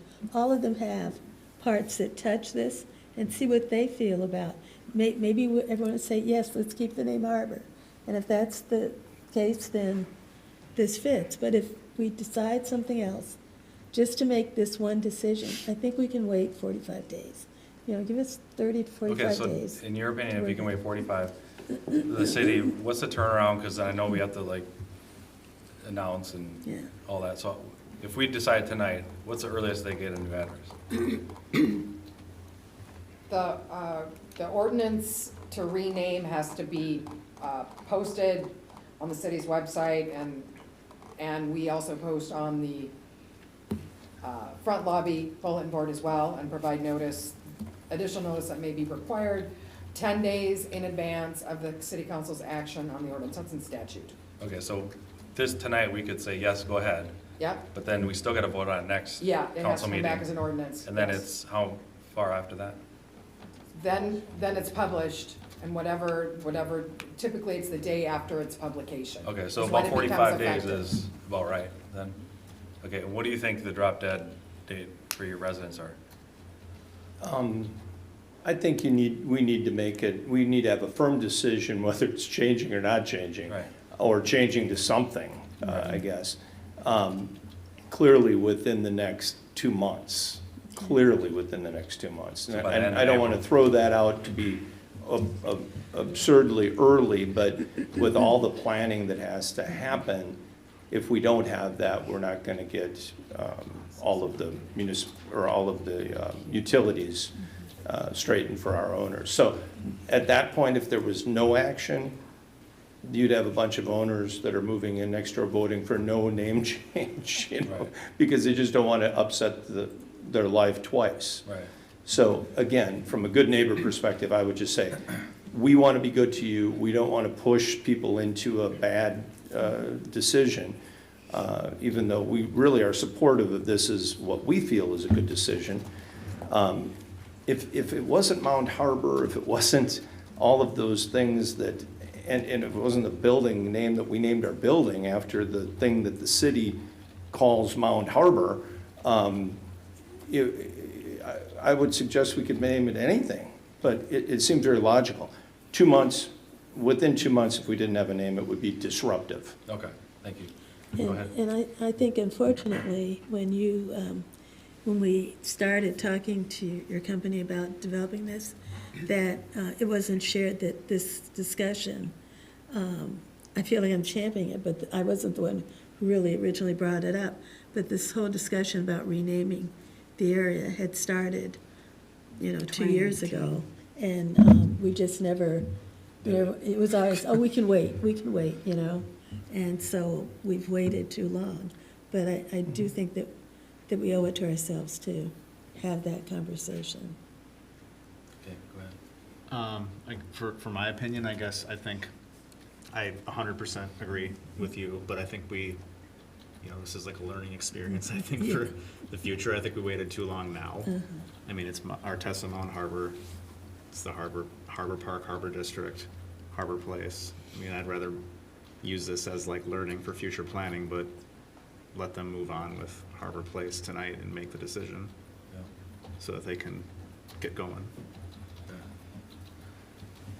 Opinions?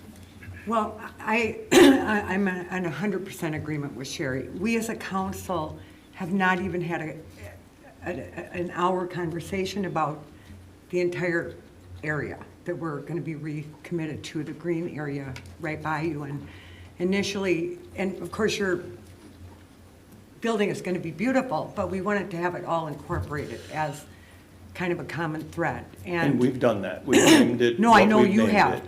After you. And we maybe should have acted a little more quickly in November when we put the brakes on this.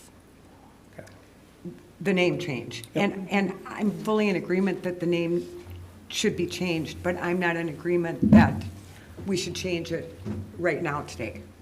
I think we need to have a conversation about what our vision is, even for we're gonna have a conversation in a few minutes about cost. But we've never had a conversation about this as a council, other than last November. Yeah. It was a very brief conversation, so I wish we I'm wouldn't not have in named favor our of it. building Mound Harbor if that's not what the city wanted Yeah, back when we did this. So we did have a conversation with the council. You just didn't happen to be on it. Right. So I can understand that. You weren't a voice in the council at the time. The council was in absolute support, lockstep, well, I shouldn't say it, virtual lockstep of Well, Tim, the perpetuation of Mound Harbor. I So never it's a little heard frustrating Harbor. for me, and I apologize for voicing my opinion. I'm channeling that opinion through the owners. We're only 72 people, so we'll be happy to participate at whatever level you wish, as long as we can get swiftly through a process that just doesn't delay us in some bureaucratic, like, lockstep, Right. which would rather just have the name be a less euphonious name. No one would agree that doesn't have a good residential ring. And we have a big stake in the residential fabric of Mound with that building. It's just, it's kind of a nice idea to rename it something that doesn't sound like it's, a business district. So anyhow, I apologize for being emotional about it. I'm absolutely committed to the success across the board of this great deal, which really has that connection to the lake as something that will stand out as a bright beacon in our portfolio of 40 some odd cooperatives. This is the only one that has that connection to a harbor that connects to such a great body of water. So again, I'm passionate about this. I appreciate the input. I'm sorry you don't agree, but that's fine. I'm a businessman and I'll take my lumps. All right, thanks. Thank you. Thank you. I guess if I'm moving there. Yeah, real fast. You can give us your name. I'm one of the residents of Artesa Mound Harbor, and I just want to point out that this beautiful wetland and marsh area, there's been a channel and a harbor at that location for more than 100 years, since before 1910.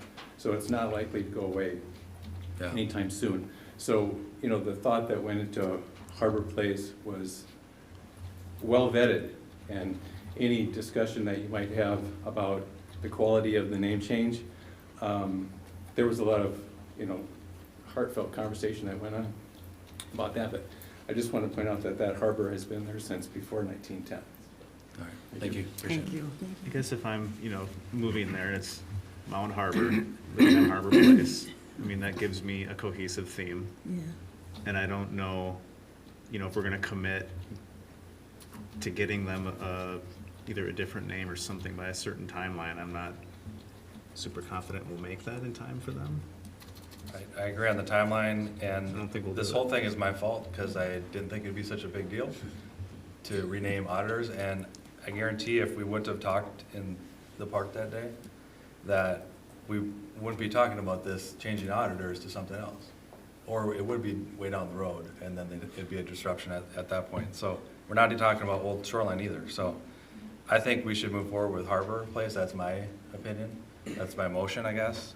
We'll see what you guys want to do. So that's my motion. Anybody wants to second that? Second. Okay.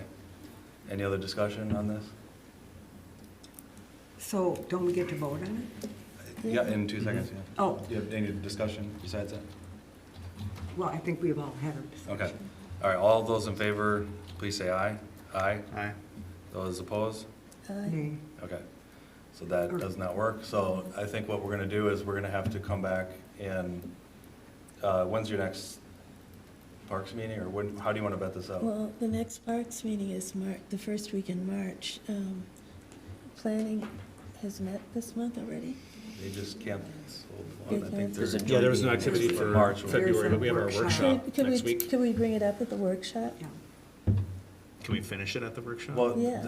bringing it up and finishing at the workshop is two things. Well, it's important. I know, but I'm just saying, we know we're, two of us It's important are, to get and done. there's only two more, so we just workshopped it right now. What else are we gonna talk about? But the Well, I think, workshop I will mean, have I think planning. we should talk about the entire area and how, I understand Tim and their group has worked really well trying to accommodate the harbor name. But I agree with Sherry that that name has been possibly on the chopping block for a while. And I would just like to see us as a council have a conversation about it before jumping forward.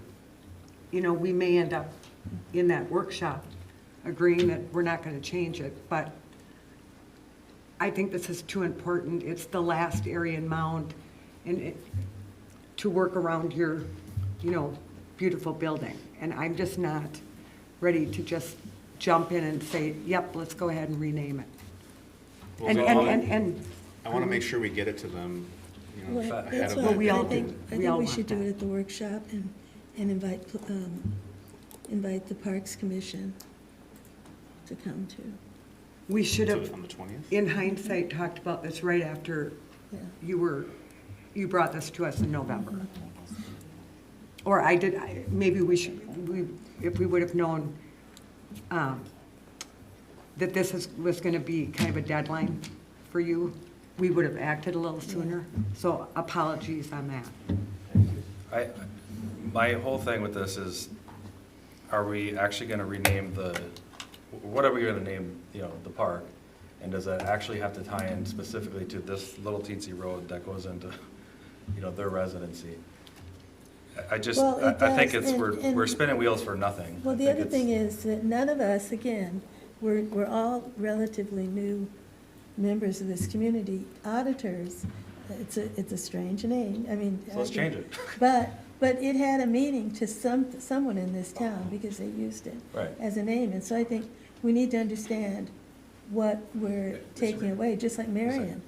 It had a meaning to people in this town. And so let's understand the history as well as the future. But also the future of, this is just a big welcoming mat to all these new residents that are spending all this money to come into our town. They want to rename it this. Now, the slow action of government's coming in and saying, here we go, we're gonna debate this, and then we're gonna come back and, I don't know, I just think we're spinning our wheels for nothing. For this little road, I think we're spinning wheels. For the park, I'm more open to different conversations. I think it's gotta be a pretty darn good name to change it, especially, we already got a big sign there, and I mean, it's kind of what people know, but Signs can come down. I know they can. Go ahead. Yeah, Mr. Mayor, Brian Simmons, city engineer. I don't want to muddy the waters on your conversation, but I can address Ms. Pugh's question directly. Yeah. Embarrassingly, I think when that road was named Auditor's Road in 2006, there was nowhere near this amount of discussion. The name Auditor's Road came from the plat that is underlying that area, and the auditor's plats were literally that. They were auditing the leftover spaces in the townships and ranges and areas that did not belong to someone, and so then they ended up platted by the auditor. So while it is a somewhat historic name, personally, I don't feel it holds a lot of nostalgia for the area. And so Auditor's Road did not exist before 2007. That was sort of an attempted cleanup of some of the detritus, I'll say, that was left over with the realignment of Shoreline, along with, that one block of what was Shoreline, then just had the moniker added to it, Old Shoreline. And so some of these things are, sins of the past where we are left to deal with them now. As your engineer, I normally would have a very strong opinion if we had gridded streets about what the street names are. However, that is the only piece of road that we had in the city that was called Auditor's Road. It became that because of the plat. I believe it became that because the previous city engineer never got an answer on what we wanted to call that road. So like I said, embarrassingly, I think there was way less conversation then. So if that helps you let go of that at all, I can tell you that I don't think there's as much history there perhaps as we are worried about, if that's helpful. Well, that's good to know. I wasn't that holding to auditors, but I did want to know the history. Okay, as a resident, Ms. Larson is coming up. But I have history, that's incorrect, what Mr. Simmons just said. Contradict me, Paula. Oh, I will. Okay, my name's Paula Larson, 5713 Linwood and 2316 Commerce. I just want to correct the record. That was not in 2006. That's what is the new Auditor's Road, okay? The old auditor, the original Auditor's Road was, okay, at least till 1960. I know that for a fact. And I have a picture of my commercial building and that road that runs right next, that road now before they put the new Auditor's Road in. I have a sign, a picture, the sign clearly states Auditor's Road. So Auditor's Road has been around for a long, long time, but you are correct. It had something to do, it's not a glamorous name, I will agree to that, but it's been there forever. But I defer. We got a new. You got more history than I do. Yeah, new auditors and old auditors. So it's been around for a long, long time. And even though I don't want to muddy the waters up here, I'm not doing that. Then don't. I have a picture, which I've shown Sarah before, and I could show you what the whole area looked like with the old buildings in the road and the channel coming in with the willow trees on the channel when the lake level was lower. So I could do that at a different time. Okay. Why don't we if we're gonna just go back to that survey of the people, the 72 people that are gonna move there and they really like the name Harbor Place. Why don't we move forward with that? That's my thought. They're gonna be looking at it every day. Yeah. I think most people It's their just learn, address. most people learn that Well, we Marion drive Road by it even. every day. Well, so what? We drive by a little sign that says. Most people- Come on. I would like a little time to have a discussion Okay, about it. well, let's talk about it more. When do you want to workshop this then? Now. Me too, but we can't, I guess. No, the 20, We need three of us to agree, and it doesn't sound like it's gonna happen. Okay, so- not now. So we're gonna get in a room, and then somehow we gotta get to three to get this thing moved. So what do you guys wanna do?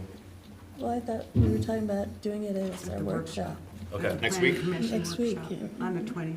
or whenever. so we already were I think talking it's about doing a February workshop before the next one, so we're gonna do, we already have a workshop planned for the next meeting, so. Okay. I don't know if there's, Now is this there is- anything on the agenda for the planning? Can we do it? We kinda have Well, to do it ours next is week. annual projects and programming for 2024, so yes. Okay, There's a slate of Okay. items. If Thank you, you- Ms. McEnany. If you would like, we could notice a 6 PM workshop prior to that 7 PM annual meeting for the four of For you. the 20th? Yes. I just think we kinda have to, because if we're gonna really hit that 30 to 45 day timeline, we gotta do it next week, you know? So we'll talk about this next week? Yeah. I At the mean, we 6 need- PM, right before our planning and joint council meeting. We need 3 days' notice for a special meeting.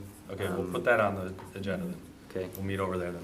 And then we'll talk about that other thing at our normal council meeting. Well, this would, so if we were gonna do, if we need 10 days' notice prior to, this would basically push that to the March meeting, and then, but if it's all worked out prior to then, we can let Tim know that a name is picked. It just Then we says, still have to vote on it after. yeah, it just won't be able to vote until it's been noticed for 10 days, so it'll be the March meeting, and it'll be the following week that it would be official, but, if it's worked out prior to then, we could get the word out, so to speak. Okay. All right, we'll do that then. Yeah. All right, so we're gonna go to number 13, Mound Harbor District Park improvements. sorry, number 12, 2024 Surfside Park improvements. I do. That's not it.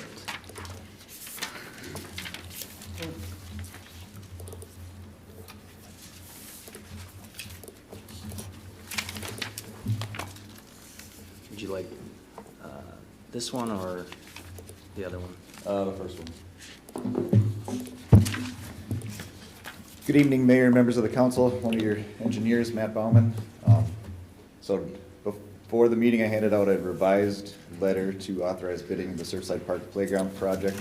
So we put together an estimate last week and then talked through with some concerns about the cost. It was approaching $180,000 based on our opinion of probable cost, and we talked through some items that we could reduce. So we'll go through those.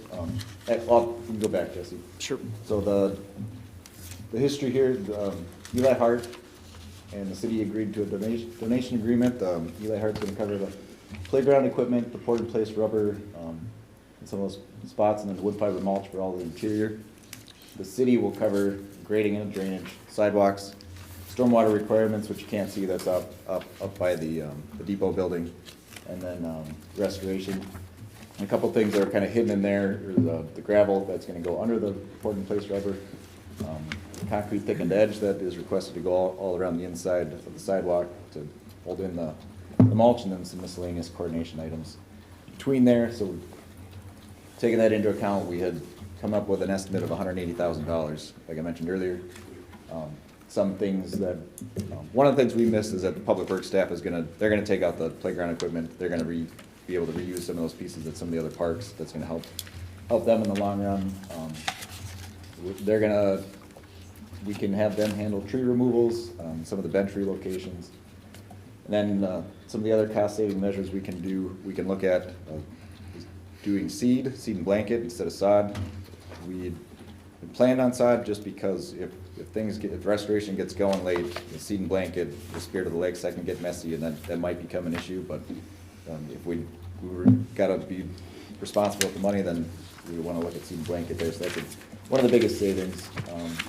We're going to look at reducing some locations of that thickened edge, and then just with all those other changes, there's some additional savings there. So roughly $60,000 in savings, and that conveniently comes in right around the original high level estimate of $80,000 to $120,000 that the city would be kicking in there. You can go to the next one. Can't remember what I put there. So the schedule, if we get authorization tonight, would be to bid. Get authorization to bid tonight. We'd bid an award in early March, and so then we'd be looking at contracts completed in early April, and with the project being located right off of the county highway, then contractors could theoretically get in there very early this year and avoid some of those issues of late restoration. Yeah, so the big target is trying to hit the spirit of the lakes in the middle of July. So the next slides are the estimates if you want to look closer at those, but I think that covers it. So you have a resolution for consideration to authorize bidding based on some of those changes, or we can have some more discussion on restoration. At some point, there was talk about needing ADA parking. Is that included in this cost? And is it ADA accessible or ADA inclusive? The sidewalk all around the parking that is there is ADA now. There's one handicap stall, which is now in the, I don't even know which corner you call that, but Yeah. the far corner. And so from there that'll be all to here, covered? from there to the park, it's all ADA. And I did gloss over some, one of the other things, the standard sidewalk width when we design is 5 feet wide. We've narrowed that down to 4. That's the minimum ADA width too, so that's another savings point. Yeah. So part of what happened here is I saw that and I almost fell off my chair, and I said, that's not what we agreed to. Mm-hmm. And so we came back and I said, well, part of this is changing of staff, right? So our old staff isn't here anymore. And so some of the things that we talked about with him, like Public Works, he always told me they're taking it down, right? And tree removal, they love chainsawing if it's not dangerous in a power line, right? So, I mean, some of these things, again, I think maybe we should have had a better conversation before we sent this out, but, anyway, so we had a conversation on that to try to get it more in line with what we agreed upon, so. Does anybody have any questions? No, I'd like to make that resolution, but the sodding, that was like the biggest saving, like 36 grand. I think Yeah, I'm so- seeing that right. Is yeah, that like but- are you guys confident in that? Like I want to make sure it's like ready for Spirit of the Lakes. You know, if it's No. like. Sure. No, no, no, no, no. Yeah, this is what we're here and we want to talk about tonight. All Is right. that the switch to, the prices we are getting out of contractors for sod these days is essentially to install it 3 times. Because they assume they're gonna have to warranty Sure. it. It's not gonna get cared for. Even if we care for it, there's still, the possibility for some die-off and need Okay. for replacement. Yeah. And so we get sort of high numbers on sod. The flip side of it is, the drought conditions haven't helped. The flip side of it is, as a cost-cutting measure, we're taking that out because that's expensive, but we are looking at the potential for a mess during Spirit, depending upon, exactly how big the footprint gets, but you can assume it's at least going to be where the playground is. And we will do what we can to keep that from being a huge muddy mess, but Okay. sod would be preferable here. It's just more expensive. That was my concern. I was like, that looks great. Like Yeah. the lower number looks great. It's just, is it, Yeah, so it's gonna work? Absolutely. this boundary is basically what we are gonna disturb with the grading, so we can get everything to drain properly, so that's it's a big area if it's not growing by the time Spirit Lakes is kicking off. One thing we Can you could- put down like tarps or? Yeah, we could, What do we people could put do? an alternate with sod in there, and What does that mean? Yeah. What does that mean, an alternate with sod? so we'd price that out basically, and if it comes in favorable, we could award it with the alternate. An alternate is give us prices for both, Okay. and then Why don't we we just pick do that? whichever one is more responsible. So you could do an alternate, and we can, Yep. maybe they come in enough on the other side of it that. Yeah, Cross somewhere- everything, somewhere cross in there. everything. What happens to sod if 4,000 people step on it? It dies. Okay, so either way, we're gonna have a problem. Well, do you want to have a problem later with replacing the sod, or do you want to have a problem during Spirit with, seed that's just starting to get established?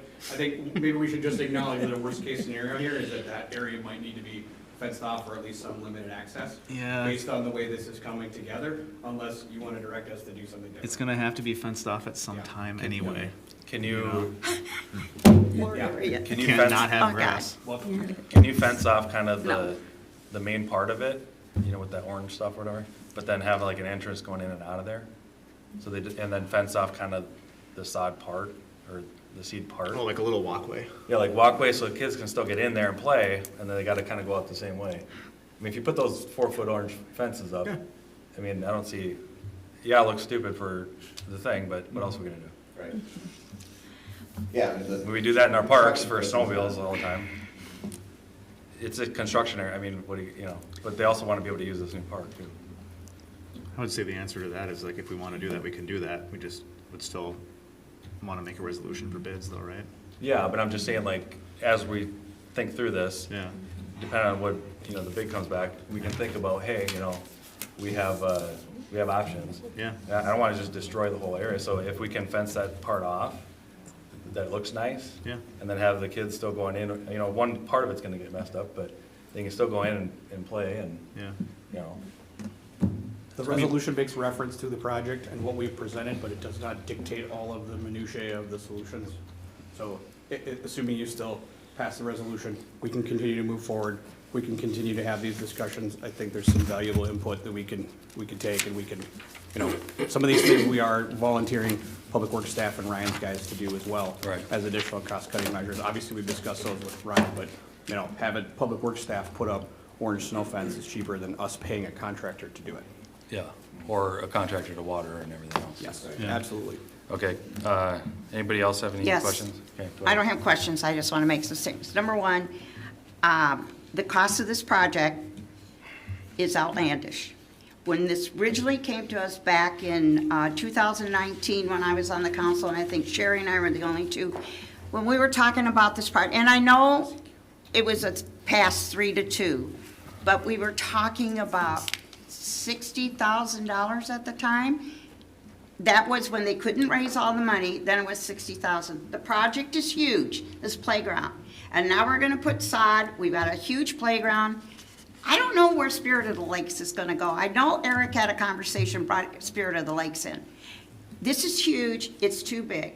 We also discussed at one time when we were gonna cut off the money for projects, people coming to us for money. It started at, they didn't raise all the money, Jason. They told us originally they were gonna raise all the money. They did not raise all the money. The next thing we knew, the project got, they asked for $60,000. We all swallowed hard and thought, but the deal was you're supposed to raise all the money. So they didn't. So, then it came that they thought, oh, it might be more like 80 to 120. Our budget says the Eli Hart Playground is $120,000 in our budget.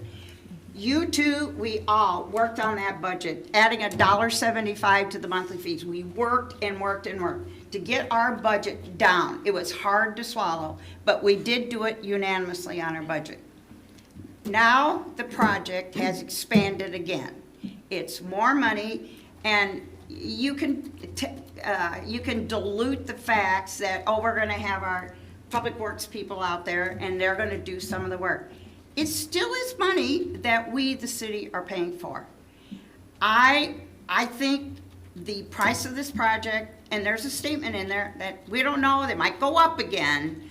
I think asking our taxpayers to fund this money for a playground, for a very, very sad occurrence in our town, I don't like highlighting something negative again in our town. I think we have an opportunity here to say enough is enough. This is not fair to our taxpayers. And we as council members have a fiduciary duty to our taxpayers, not to be spending money on a playground that frankly is too big from what was originally discussed a long time ago. Remember, Sherry, we had picked out a playground, as you recall. They didn't want playground equipment. This was the other council. I agreed, this is a different council, but they were looking at those wood-looking, do you remember those trunks for the trees? We did not want a playground. I remember it too, because I was Okay, yes. now we've got an absolutely horrible number here. Absolutely So horrible. the number hasn't changed since December, as of this update here. The 120 is the number, right? The 120 is in our That's budget. what we approved which in is, December. Which we, yeah, we approved that 120. Okay. But now we're just saying, yeah, now we're gonna add more money to it, possibly could go up. And removing some of these items by saying our staff, our public works guys are gonna do it. Okay, again, this shouldn't have been distributed. We should have had a conversation, because this is what Eric and I have talked about. And we had many discussions with that group, as well as just him and I as it is. And I even told them, I said, this isn't gonna work. You guys, first of all, you gotta get it out of that number. Second of all, Public Work was gonna do a lot of this stuff. That was already in the original 120. But it So- looks like they're adding more stuff. Yes. Yeah. I don't know, That was in the Jason. original, Yeah. that was in the original deal. I'm telling you, highlighting something in our community, But that's already a done deal as of December, okay? Highlighting or not. We're talking about how are we gonna go forward with building the thing. the money is vulgar. That's what I'm gonna say. We have to stop giving people more money on a project that poor little child had nothing to do with our community. Nothing.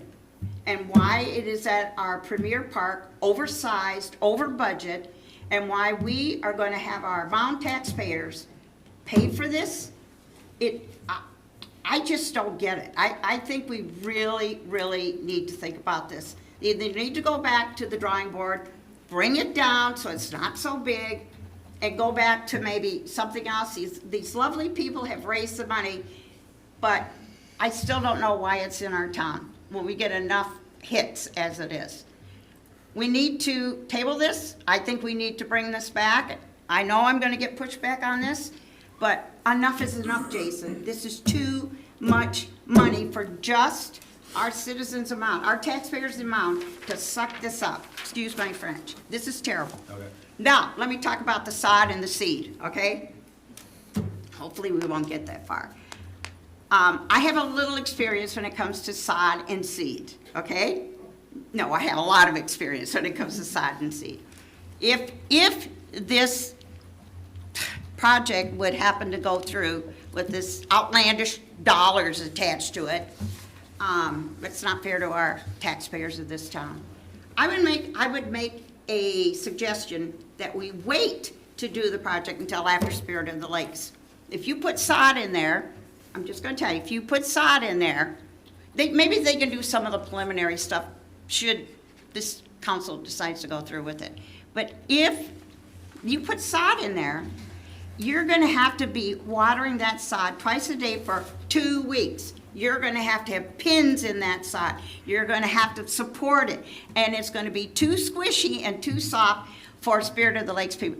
All the money we would have put into sod is gonna be a waste. If you put grass down, even on those blankets, it's gonna be too soft, it's gonna get trampled. Have you ever seen what happens to our park at Spirit of the Lakes? Have you seen it? I hear us saying about the same thing, Paula. Okay, were you thinking the same thing? And our guys, our wonderful public works guys, they go out after the park is destroyed, and then they go out there and they water and they baby it, and it takes them to get it back. I'm suggesting, hopefully we're gonna revise this, because this is absurd. I think we should wait and get ready to go. You can have some of the preliminary things done, but I think we really need to wait. It's a waste of money. Put grass seed in, to put sod in. You might as well just take that money too and throw it up in the air, like we're doing here with this extra stuff. We really need to think about that. I would recommend, so we're not wasting or spending more money of our taxpayers, is that we wait. It's bad. That's if it doesn't rain. You know, maybe we'll get some rain this year. We've got all those weather conditions that are going to impact that sod. But if you know about growing sod and trying to get it to grow, trying to get it to root, it will barely be rooted. And then we're going to have all those people that just tear it. That's my opinion, based on my humble experience. Okay, anybody else have anything they want to say? Well, I've voted no every time on this park. It's 2.25 times size of the original drawing, and every time I've said it's too big. For this, well, of course, I had massive sticker shock when I got the 285 too. I'm just like, and several phone calls too. Oh yeah. And I'm just like, wow, this is just, this is like the road paved with good intentions that's become a taxpayer train wreck, it's like, it's just crazy. So I'm not in favor of this. I think it needs to be back down small. So I'm not going to be voting in approval of this. Okay. It needs to come back to that awful number that we approved collectively. We approved the 120 grand, which was bad. That's the number that we're talking about. No, you're not. Yeah, we are. No, because they've already said in their notes that it could go up again. It could go up again. They've got the 25% development costs, plus you're taking out some of this stuff and you're having our guys at the Public Works. But that was already in the original 120. No, So no. what's the odds of this being way more than 120? Are you asking me to predict the future? Yeah. Because this is an engineer's estimate that is based off of our professional judgment. Okay. We do our best on your behalf in that regard. We've also been wrong before. Yeah. So Yeah. in our professional judgment, this is a reasonable engineer's estimate. Okay. There's a very real possibility that we could be back here in front of you in a couple of weeks telling you, we killed it, we shot way under. Yep. We can save a bunch of money on the project. There's also a real possibility that the inverse of that could happen. We could be back here with our hat in our hands. But this is where we feel the prices are at right now, based on our professional judgment. That's one of the things you pay us to do. So one more thing about the ADA parking, if I may. Okay, because we got two types here. And have we done the research as to how many spots we have to have for ADA parking, whether it's inclusive or Accessible. All-inclusive or what? Accessible. Accessible. There's two types of ADA parking requirements. Is it just for the little parking lot by the depot? How many spots are we going to have? 6, 8? for that ADA, because now it's so big? Do you guys know the answer? Huh? Can you get No, back to we us? didn't make any change, we didn't look into making any changes to the parking lots. just Okay, is that for the to playground. ADA specifications? The- Because The as one I that exists there, research yes, it, is as I handicap. research it, it's, you know, we gotta make sure, we're talking about the possibility of, I think this park, the size, this huge footprint in our picnic area there. I think they were talking, what, 217 kids, Sherry? Something like that. It's a lot of kids. And if we have to change our ADA parking in the depot parking lot, think how many spots are gonna be taken up. And that depot is a moneymaker for us. And if our people that are renting the depot have too many spots that are taken up by the ADA requirements for that playground there, we need to know that too. How many spots is this gonna be required based on the size of this playground? So Paula, that's not a thing that you've ever asked us to study.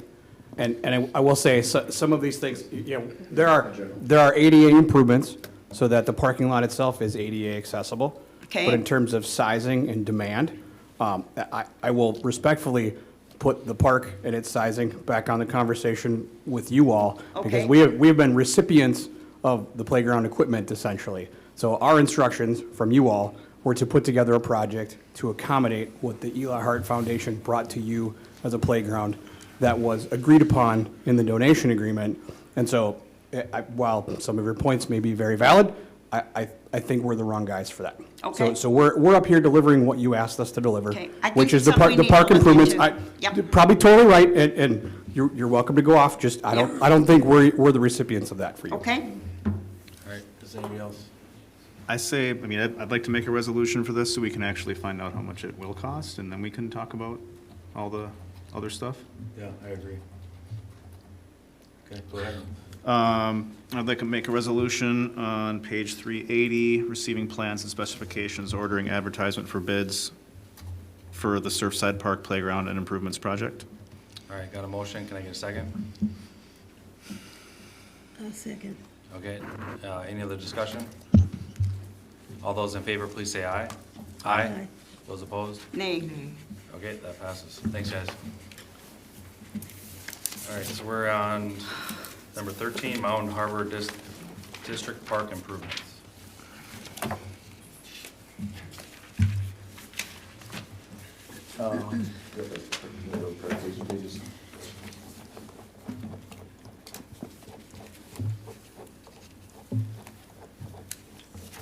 You're gonna have to scroll. Yeah. We got the HKGI study in there too. While we're getting there, Mayor, members of the council, here to present on the Harbor District Park improvements. That ends up being, we're gonna ask for resolutions to design plans and specifications for Harbor District Park Phase 1 and Transit Center pavers improvements. As we get down there, this was authorized, the feasibility study was authorized last, I believe, January. So we could get working on it. As we started looking at the space, one of the things there's a lot of projects going on around here, will soon be going on around here. You're all aware of that. So we've got the Artesa, which is active. But coming soon is the Met Council Sanitary Sewer Project, and then the Three Rivers Park District Project for changing the trail up there. And so when all of those are done, then, and the other pavers, sidewalks projects coming in here, but when all of those are done, then it's beneficial to clean up this green space and make everything look nice. So once we started looking at the green space and then the state of the transit center pavers, that's what surrounds the parking structure there. And what Public Works would like to see in maintainability there, we wanted to look at what we could do to tie those two projects together. The transit center pavers are in the 2024 CIP, and so related spaces, that's why they're both being presented here tonight, and the options that we look to for those. And also the HKGI study kicked all of this off, and that's what the layout is based off, is what came out of that study that was approved in July of '22. We're almost there. Is that? Here's your resolutions. What page are you trying to get to? We're just, yeah. And this is Yeah. just about the pavers, right? I think, Did that not make I wanted to talk it? about the park a little bit too. Well, that would explain it. my bad. It's not a topic for tonight. Matt, can you at some point talk a little bit about what all this means? Like the water, I wasn't here in 2022, so again, I feel like we have had no conversation about what's even happening. Like, is it phase 1 or 2 that got voted on? I So don't, a lot of this we're gonna talk about tonight. Okay. And a lot of this was before you were on the council. right, so I'm trying to Well, understand. he's gonna go through a lot of it right now. Maybe.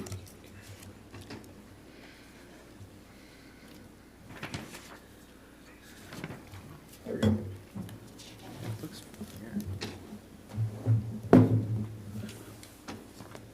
I call that unwise.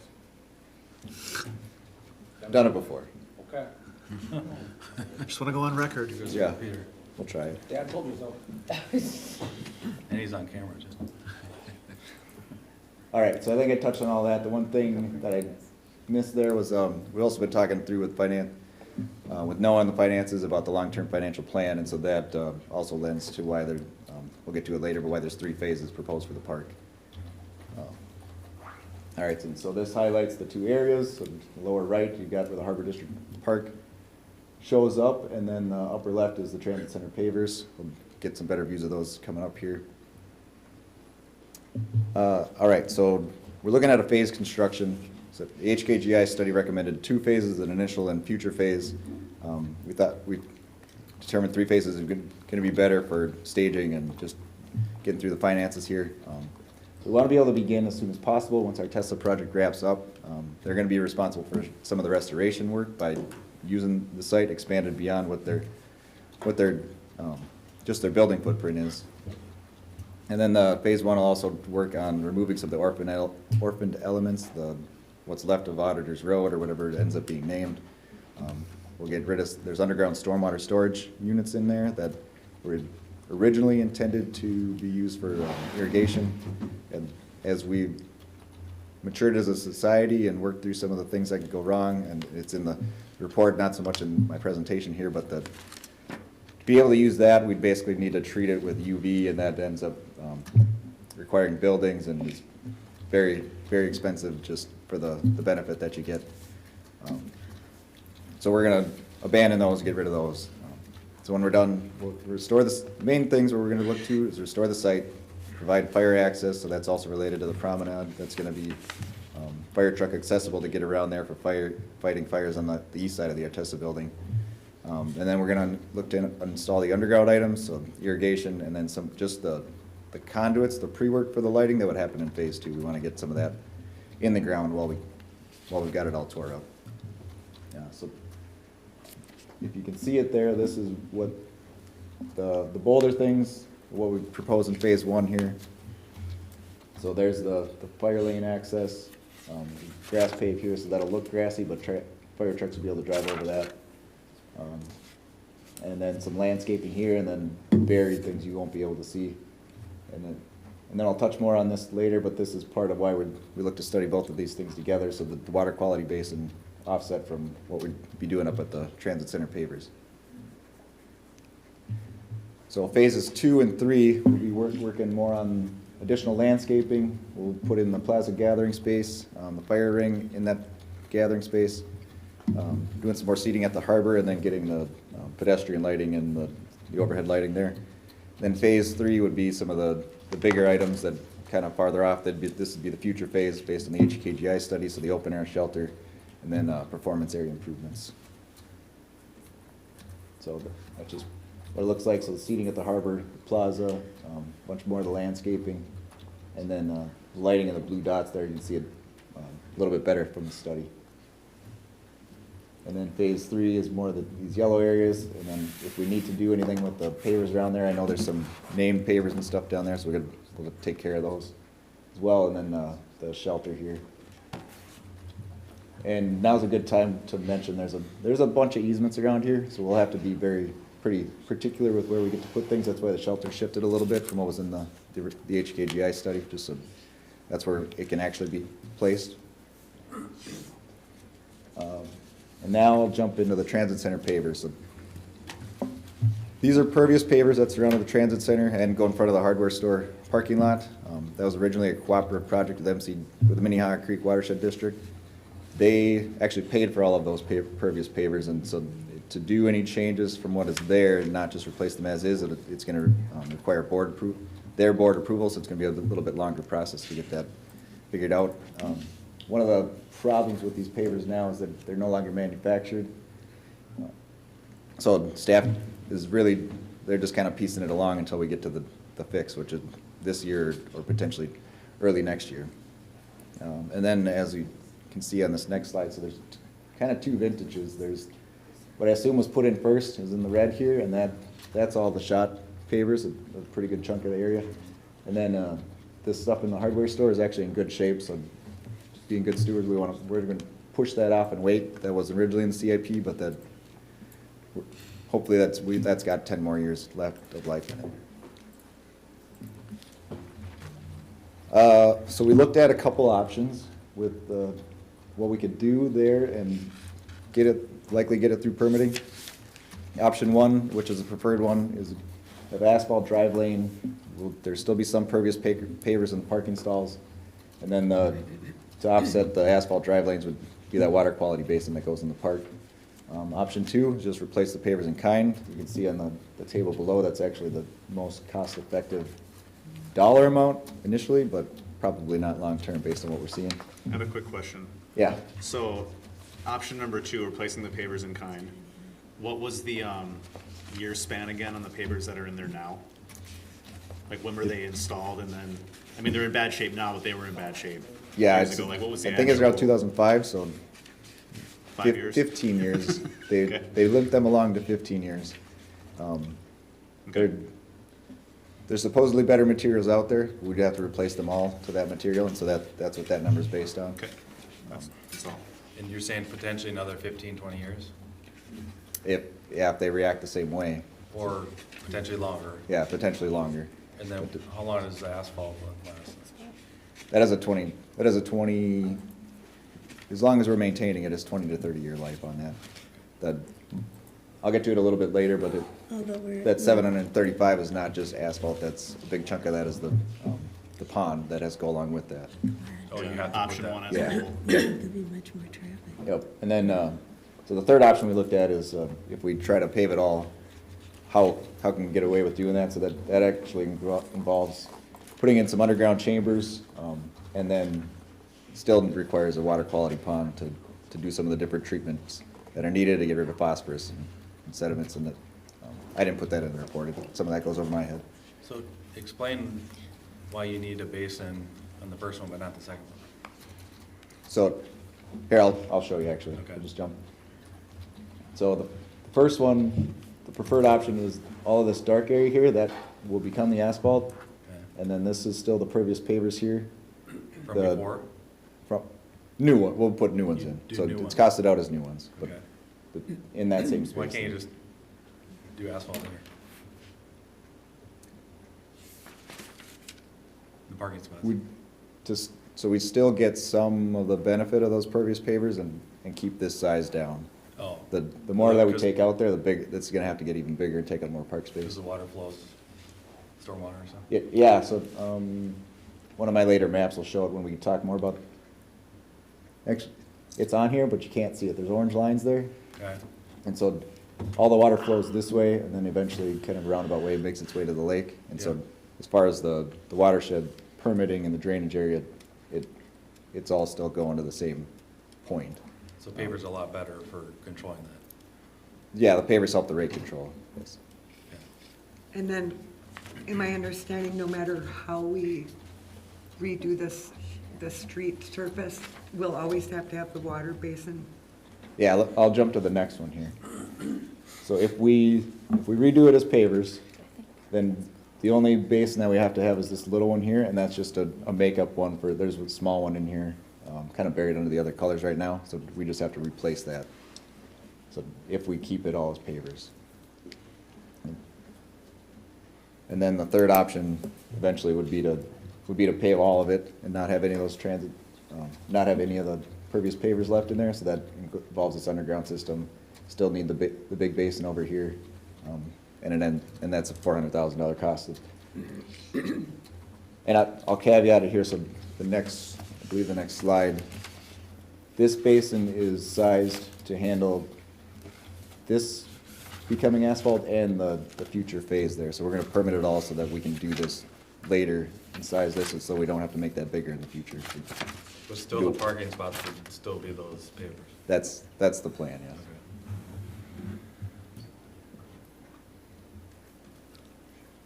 All right, so then bringing them back together.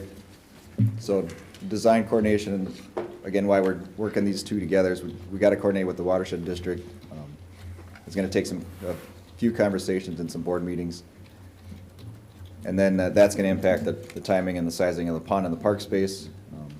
We're going to probably have to have some meetings with the park commission on some of the artistic elements that'll go in the Harbor District Park. And then we got to time it all out with the other projects. So Artesa, the sanitary sewer project, and Three Rivers Park trail crossing project. And then those 3 phases that you saw earlier, this just sums those up. So phase 1 is around $750,000 estimated project cost. And then when we get phase 2 and 3 in there, it's $2.2 million potentially. Those are conversations for later when we figure out when those next 2 phases occur. But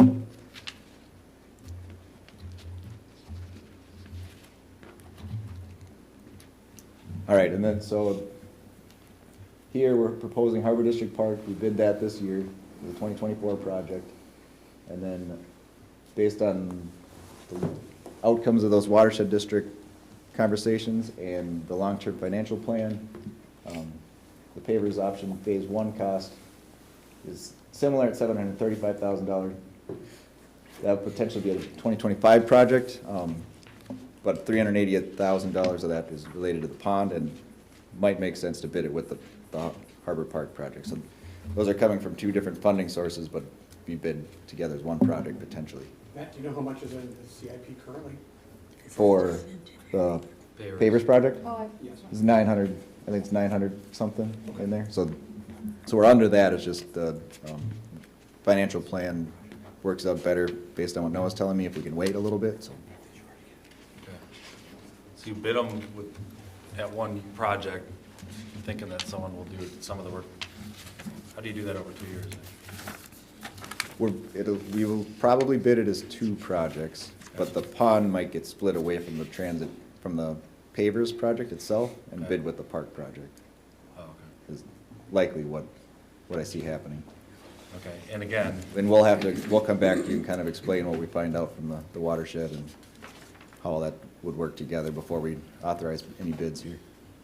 Again, on the pavers, any of those projects, the 734 cost-ish that you're looking at, we have 900 that we've already planned for. Yes.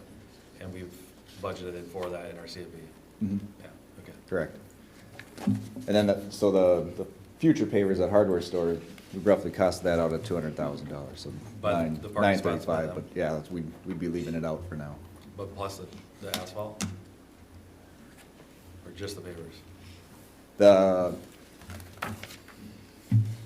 You said like 10 years down the road? Yeah, at least, I think, based on the condition now, it looks like it's at least 10 years down the road. For both pavers and the tar? For doing this section here. So- Yeah, the whole thing? Yeah. So the 200,000, you're talking 10 years from now? Yep. Yeah. Correct. That's in today's dollars.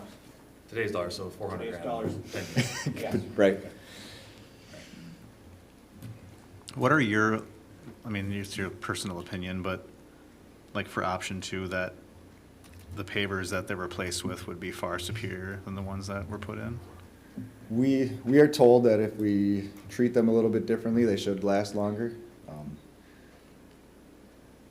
I mean, it seems Yeah, like they can't be worse pavers out there, so I was just, like I like having the all paver replacements. There was a smaller pond and that, but it's like I don't really want to pull pavers and put back in pavers that didn't work. So it's a difficult thing to maintain.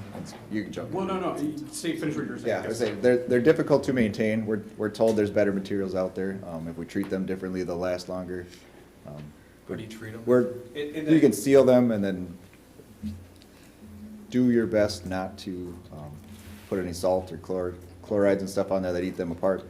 Part of the reason why we would just do the pavers of the parking stalls is because a lot of your salt drop and stuff is from driving. Yeah. And so those areas go quicker. Now, We've learned a lot doing this in the last 20 years, and the pervious pavements look significantly different than this does now because of the things that have been learned. I was just gonna add, Matt, I was gonna remind you, because I know you know this already, but pavers used to always be dry cast. And so you think about the difference of like tooling concrete, and it's wet and you need a smooth surface. Pavers always used to be dry cast, so they had a very porous surface. And now they do a combination of wet cast and dry cast pavers. So the dry cast pavers were far more susceptible to what you see happening. They're breaking up because salt's getting in there, and then they're just cracking apart from freeze-thaw seconds. Thanks. So partly we had an inferior product, partly did we not seal it properly last time? I couldn't tell you. And then, of course, too long ago. we're Minnesota, so we're gonna put salt on it, no Right. matter what. Right, yeah, with the transit, with the parking structure there and all of the vehicles that are driving through there, there's gonna be quite a bit of salt drop. So what are the odds that we're gonna have the same issue if we pick that option 2? If we pick it, we'll do everything we can to pick the longest lasting stuff that is out there. But I can't tell you for We sure. just don't wanna have the same issue. Right. I mean, I'd rather just asphalt the whole thing, the parking lot and everything. Well, I'm looking at like personally, like, you know, option 1 is great. It puts a bigger pond in the park, which isn't awesome, but, you know, but then option 2, it's like, that would be great because it's a smaller pond in the park and it's cheaper, but Yeah, I know. I don't know if it'll last or not. And again, we did budget for 900 in this project, Yeah. Right, so. yeah, so long-term, if we do pave the drive lanes, that's a far cheaper maintenance item every 30 years than if we're replacing pavers every 30 years. Mm-hmm. Okay, Because you take that pond cost out of there, it's roughly half of that. got it. Because worst case, the pavers don't Like, work well okay, doing that the makes parking sense. spots. That makes sense. I Right. don't know. I like option 1. Yeah. Anybody else have any questions or comments? Yeah, I got one left here just to kind of go over the anticipated schedules. So today we would be looking for authorization on two things, one for the Phase 1 pavers, and then the projected schedule, maybe May, we're back here looking for authorization to bid and award in June, hopefully, and then ready to begin construction in August. That also helps us tell Artesa roughly what we want them to do for restoration, put things back together, and then spring 2025 final completion for that. And then the pavers would really probably a little bit slower, not as much of a hurry there, but as long as we figure out the ponding part of it, authorization to bid summer, fall of this year, award probably in the fall, and then ready to go for spring construction. Okay. So All right. obviously, we need to go back to the harbor discussion, the park. Yeah, if you want to give different names, then we'll figure that out. No, I mean, let's talk about what we're doing there. Yeah. Can you pull the park part out, the Phase 1 of that?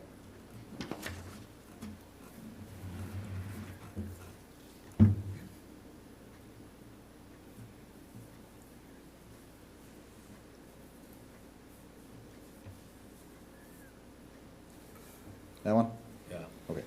So obviously, I know we all want Phase 3 done and be done with it.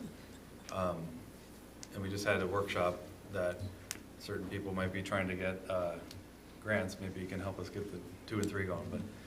But my whole thing, and I think some of us agree, that we don't want dandelions anymore. We want to finish this. At the same point, we want to be able to like start using it as a, public versus, well, first of all, dandelions. Second of all, just having no options. I mean, it'll look a lot better because it's grass and there's something going on there, and we can still kind of coordinate around that. But I mean, how does everybody feel about this Phase 1 thing? Matt, can you give us a little idea of how big that basin actually is? That thing looks like it really takes up a lot of space. I don't have that very handy, no. I mean, you can see on the road. Well, I mean, it Right, seems like under- it's kind of gonna be in the way of wasn't there gonna be seating or something down by the amphitheater area? Yeah, so what I can tell you is in the HKGI study, they were showing a narrow one here. Uh-huh. That kind of followed that whole length of the promenade. And this is, that doesn't have to be the final location. Oh, That's okay. just, So it could be that's- moved over? That's where we put it. That size is roughly about what it's gonna be. That's not the final size.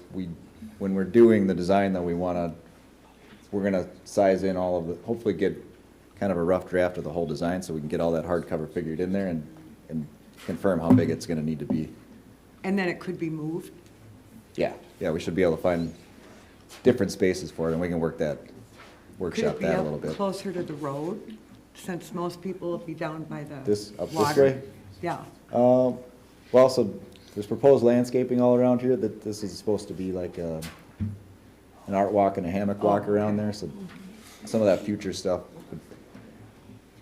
If I may interrupt, I actually have the plan here, if you want to take a look at it. Yeah, bring it up. Is that pond, Matt, is that a rain garden?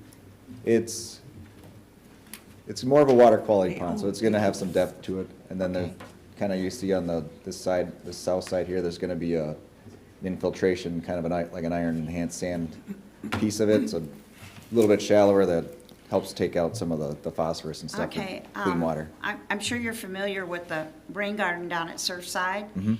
and that has a foul odor to it. The- And The new one? the one down at Surfside by the ramp? Oh, With that one's a little bit, yeah. Okay, are we talking the same thing here? Because if we plan on having guests around that area, I just don't think it's a good idea to have something that is kind of not real perfumey around where we're having people gather. Mhm. And is it gonna be filtered? Are you gonna try to take some of the decay out of it instead of, do you know? We haven't worked through all those Okay. details. This is gonna be deeper than the one Okay, that's down, the one Yeah. by the boat launch is the one you're Yes, talking about, yes. That one is that one's a little bit different than a rain Okay. garden. That one, so what we just put in by the highway, by the parking lot, okay, that's more of a rain garden. That one stays drier. The one by the boat launch is fighting against the lake level. So Okay. that's part of what's going on there. I can't answer all of your questions Okay. right now. Yeah. Yep. It'd just be nice Good. if that was moved away from, let's say, the concentration of people for concerts or whatever, so. Yeah, that- so this one's gonna be a little, I don't know if I have, go back to the. Anyway, but you're still in the development stage yet, Right. right? Okay. Right, this No one's gonna, problem. this is gonna be more like the pond up here. If you're Okay. ever walking around there, I don't know if you smell things around that one, but it'll be similar construction to that. That one, we have a little live waterfall thing. Yeah, That it's a little probably bit more helps. Yeah, aerated. we can put fountains and stuff in there, Yeah. and that helps with all of Yeah. that. So can you, like Councilmember McEnany was saying, can you kind of triangulate it up into that far right area? So we don't, or maybe even make it like a longer skinnier thing against the art walk or something? Yeah, So we're not that's, agreeing on that's this open, right now? yeah, you're not agreeing to Okay. that exact size, you're just agreeing that we can start doing final design and we can workshop how this all looks. Okay. Yeah. All right.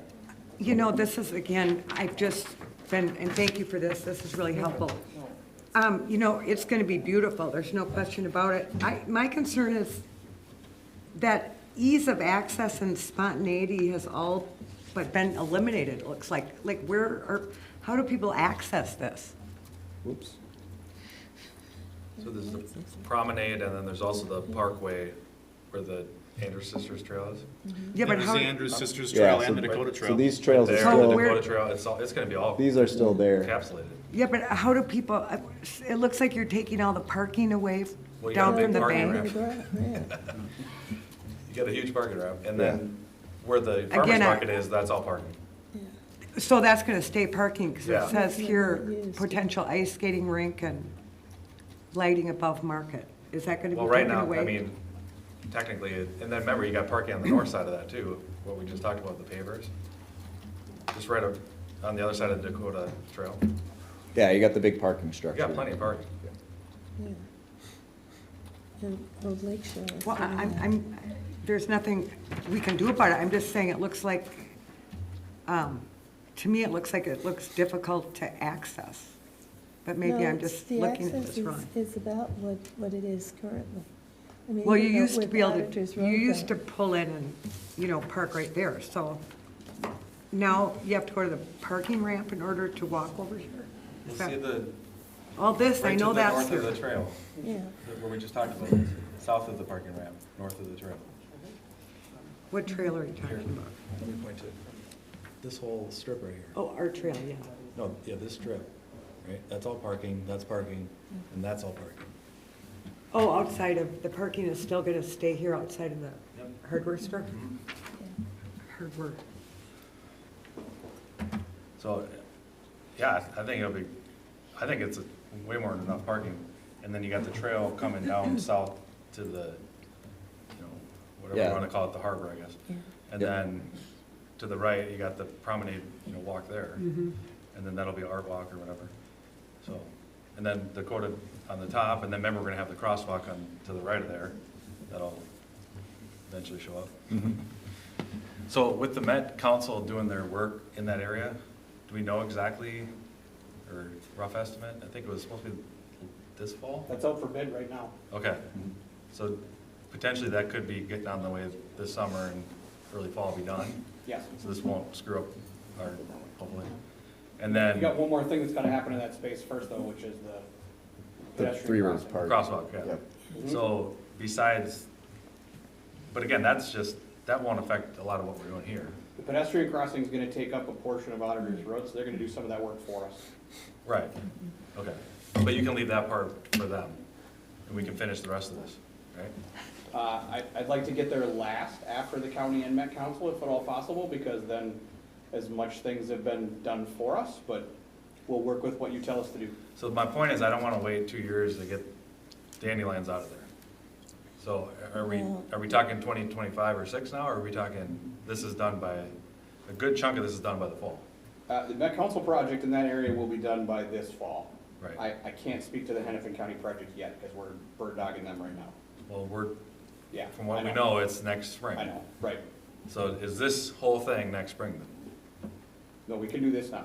Okay. Yeah, So what you're saying? we'd be accessing most likely through here. And so we can do the bulk of our work. That's my point. Yeah. Let's do the bulk of it, let's not have dandelions anymore. Right. And so, to be able to actually use it, like we just talked about the sod and the seeds and stuff, I mean, really, it's probably gonna be spring of next year until it's really usable, right? Mhm. Kind of, yeah. But it'll be visually a lot. It'll be at least looking better. Yeah.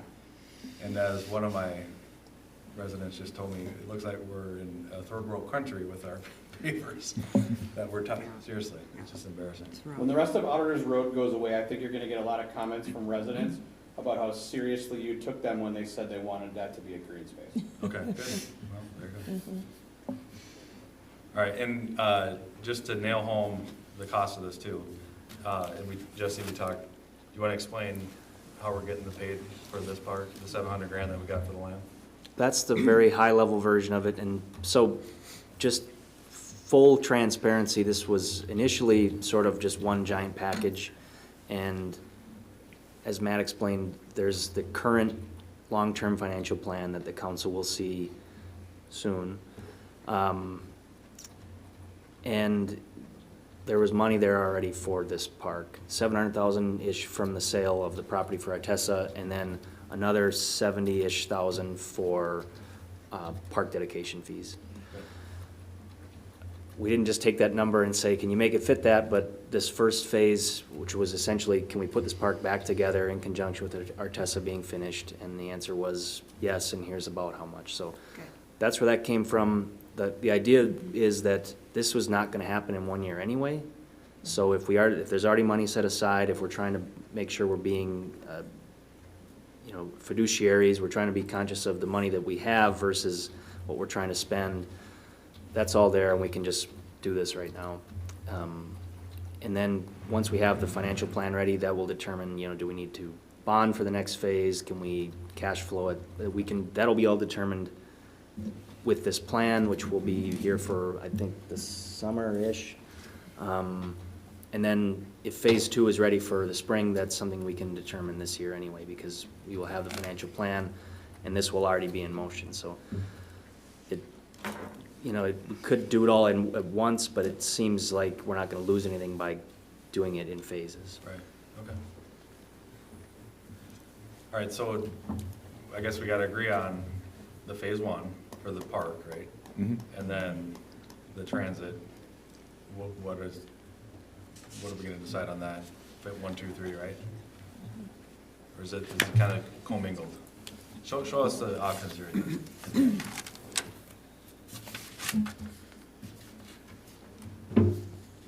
That's probably the best Okay. sheet for it. So again, option one, what we think is the preferred one would be asphalt drive lanes, large, but it still results in a larger basin in the park. Best rank as far as life and maintainability, as far as public works is concerned, and future cost to the city. Pervious pavers in kind is the cheapest initial cost, not the favorite option here. Yeah. And then paving it all really ends up being the most expensive, cost prohibitive. Yeah, I prefer the first one personally. I prefer the cost of the second one, but Well, especially if we can move that basin and make it look a little more integrated. Mhm. I'm for that one too. I think option one, though, he's saying like, yeah, option two is cheaper, but long-term, option one will probably be cheaper, like. right, with Yeah. the salt and the, Yeah, yeah. Yeah. okay. So, and there's a chance the watershed tells us we can't do it, and We have to, cannot. we just have to stick with option two, but Okay. I think But we'll we wait can and work see. through that and get that Great. changed. We'll find out. What's it?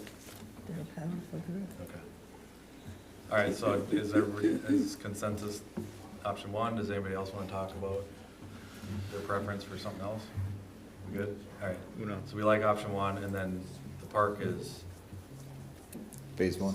phase one? Yeah. I mean, it's kind of, Call it Harbor District for now until you tell us otherwise. yep. Okay, so then we got to vote on this, or Yeah, you have two resolutions, one for each project. do you have You want me to page plug number? back in? 40. Yeah. I can do that if are we ready for that? I am, unless anybody else has anything else. For to both? say. Okay, go 440. Okay. I'd like to make a resolution on page 440, receiving report and authorizing preparation of plans and specifications and ordering advertisement for bids for Harbor District Improvements Project Phase 1. Okay, got a motion, can I get a second? Second? Okay, any other discussion? All those in favor, please say aye. Aye. Aye. Those opposed? All right, that passes. And then someone want to do the resolution on the next page? I can do it again. Yep. Resolution receiving report, I'd like to make a resolution receiving report and authorizing prep and plans and specifications and ordering advertisement for bids for the Transit Center pavers replacement project. And you know which one we're talking about? Yes. Okay. All right, got the motion, can I get a second? Second. Okay. All those in favor, please say aye. Aye. Aye. Those Aye. opposed? All right, that passes, thank you. Thank you. Um, We're not done. Number 14, I gotta go to the bathroom. Do you guys want to go, or do we want to take a 2-minute break here? You're fine. Just take a 2-minute break real fast? All right, do I have to pause there? Just say, have a motion to recess. Okay. 5-minute recess. Can I have a motion to have a 5-minute recess? Jump in and if we get on the. So moved. Okay, and can I get a second? Okay. All those in favor, please say aye. Aye. Those opposed? All right, we're adjourned for 5 minutes. All right, so we're back. All right, so what do we, Councilmember Magnet, you got a question about? My question was, are we gonna be having irrigation in there? In the park? Yes. Yes. Okay. That are going in phase one. Perfect. So that'll help with the dandelions. Yeah, thanks. Yes. So that'll be set That's up, what we were ready to, talking about. Yeah, we To want go. to get that in right away. I'm gonna make you a It dandelion might- crown. We're gonna avoid some spots where we're planning for those future seating in the plazas and whatnot, but okay, so you'll be able to turn it on and just it'll, Wine. through the whole thing, you know. Salad. that's the plan, yep. Okay, so we're done with that anyway, right? Okay, what are we on now? 14, right? Yeah. 14. Okay, lead service line services authorization. Yeah, so this is for discussion and action, and I'll just give you a little background here. I don't know if you've heard of this act, it's called the lead what's it called? The lead and copper revisions, rule revision, something like that. So it's, comes down from the EPA, and the Department of Health is kind of managing it. Thanks, bas- Flint. Huh? Thanks, Flint. Yeah. So, the gist of it is every water supplier that serves more than 25 people needs to catalog and inventory what their services consist of, both on the public side up to the curb stop and on the private side, so from the curb stop into the water meter. And so it's a fairly extensive process, and then the long-term plan of it is that they'll also have to replace anything that they find that is lead, or they call it galvanized needing replacement, so it's downstream of lead, based on the potential health impacts of that. The Department of Health has also announced that I don't know how to term this exactly, but Bolton & Mink is a pre-approved contractor for the Department of Health, so we'd work directly with them for up to $75,000. That we're on that approved list, but they have not released any of that money yet to the larger community. So they've done it in 3 phases. So they started with community 0 to 300 services. Then right now they're just getting into the 300 to 1,000 services, starting to release those contracts. And then Mound, which has about 3,600 connections, would come a little bit later. So this inventory is all due to the Department of Health by October 16th, and what we're told is it's really due by August, and there's going to be some work after that to finalize it all up. So the longer we wait, even though we can't get directly reimbursed for the Department of Health, the harder it's going to be to get this inventory done. And so really what this letter is for is to kind of get the ball rolling so that we can start doing some of the work. Detail a little bit later is potentially the total cost. We're anticipating it's going to be over $75,000 anyway. So we want to get going on the platform, is building a GIS platform so the public works staff can start using that. So when they're out and about doing water meter fixes and stuff, they can start cataloging what they're seeing while they're out and about, and then hopefully pretty soon we'll get that approval to do the other part of it that won't cost you guys any money. So I think that covers it all. But So this is water, this is lead and copper, or lead. Whatever. Yeah, they call it the lead and copper rules revision. I don't know why the copper is. Both on the consumer side as well as on the supplier side, which was BS. Yes. Okay. And because we've done a lot of work over the last 10 years, we should have a pretty good inventory of what our side is. Correct. But not so much what, okay. Yeah, and so. And given that 50% of the houses were built before 1980 in Mound, that's the group that's most likely. Correct. So, yeah, June 1st, 1985 is the cutoff date. So anything, based on the plumbing code changes, anything that's newer than that, we can rule those properties out completely. But basically, it needs to be the whole subdivision, not, rebuilds aren't really gonna be accurate as far as what's in there. So yeah, the most time-intensive part is gonna be confirming what's going on the private side. And that's why we wanna get rolling here. So did you guys raise your fees? That table at the end is a generic one. No, That's not our straight fees. I page can't even 445. change what's in there. It says you're $186,000 an hour. An hour. Hourly fee, Estimate hourly fee total of $186,000. well, it says hourly fee of $186,000. Yeah. There's a table at the end that kind of breaks down the hours. So, that's where I was a little confused, so it's for an estimated hourly fee of $186,000 with $75,000 of work. So just explain that, and then there's another number, $250,000, and then there's another number that we're gonna get $75,000 back. So Yes. explain this So all. So if the city deferred all of the work to us, that's where the $250,000 estimate comes from. So Okay. if we did everything ourselves and public works staff didn't do anything, Yeah. it's very time consuming to get in the house and do all that. The $186,000 is based on conversations, what we think the city staff would take over, and then our assistance on that, and then take off $75,000 that we would bill directly to Department of Health, so roughly $110,000 is what Is what we're gonna have to pay. what conservatively, what the city would pay. Okay, and as we talked about before, we don't have a choice. No, We have to do yeah, this. it's We don't have a it's choice. a nationwide thing. Yeah. Unfunded mandate. Yep. Okay, so we gotta fund it, and they gotta tell us that Yep. we gotta do it by August. Yeah, and we're obviously gonna do it as efficiently as we can. We try not to spend $186,000. So once we have all this wonderful data, what happens to all the people who have lead? So as I understand it, we do the inventory first, and then they'll assign kind of a work level based on how much lead you find. And I think it's something like the city will need to replace 3% of what they find within a 2-year window, and then keep working towards that. So eventually, we need to replace everything that is public,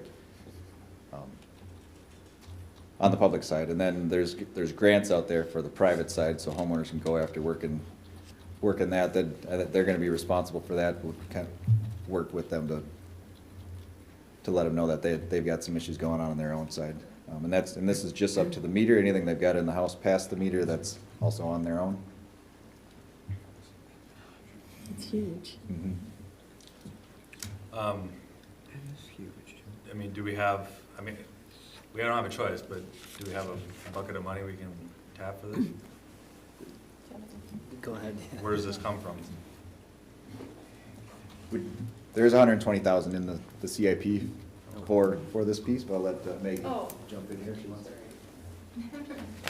Yeah, so we do have CIP scheduling, and part of this long-term financial plan is relooking at all of our CIPs in every department. And so when stuff like this comes up, we do have reserve capital, and then we just reassess kind of our other capital projects, and sometimes projects get moved, or again, we kind of keep a balance and reserve in case stuff like this comes up, so. Okay, thanks. Thanks. All right, does anybody else have any questions? I think the big challenge is how are we gonna help our residents? And we don't have the grant money, but, we certainly need to be looking for other resources to help people.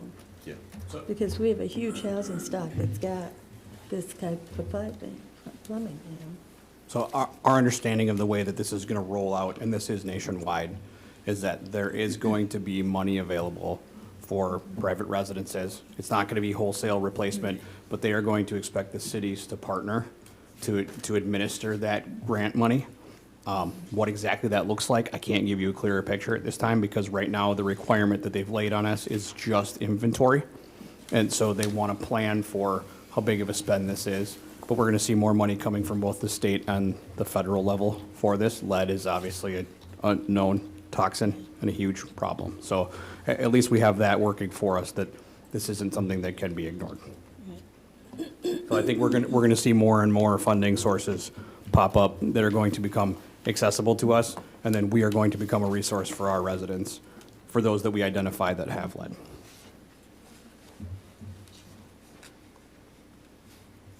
Well, it means, we're gonna have more staff. More education on it. All right, do we gotta do anything with that, or? No, just a discussion and action. Oh, yeah, you just, okay. So again, they just put that on there for transparency. Right. All right, thank you. So this and the next two. Okay, go ahead with the next one, So the next one. manhole rehab. Manhole rehab, or is it the web? Manhole rehab. Manhole Next. rehab. So this is in the CIP as well, and so in 2020, we did a similar project in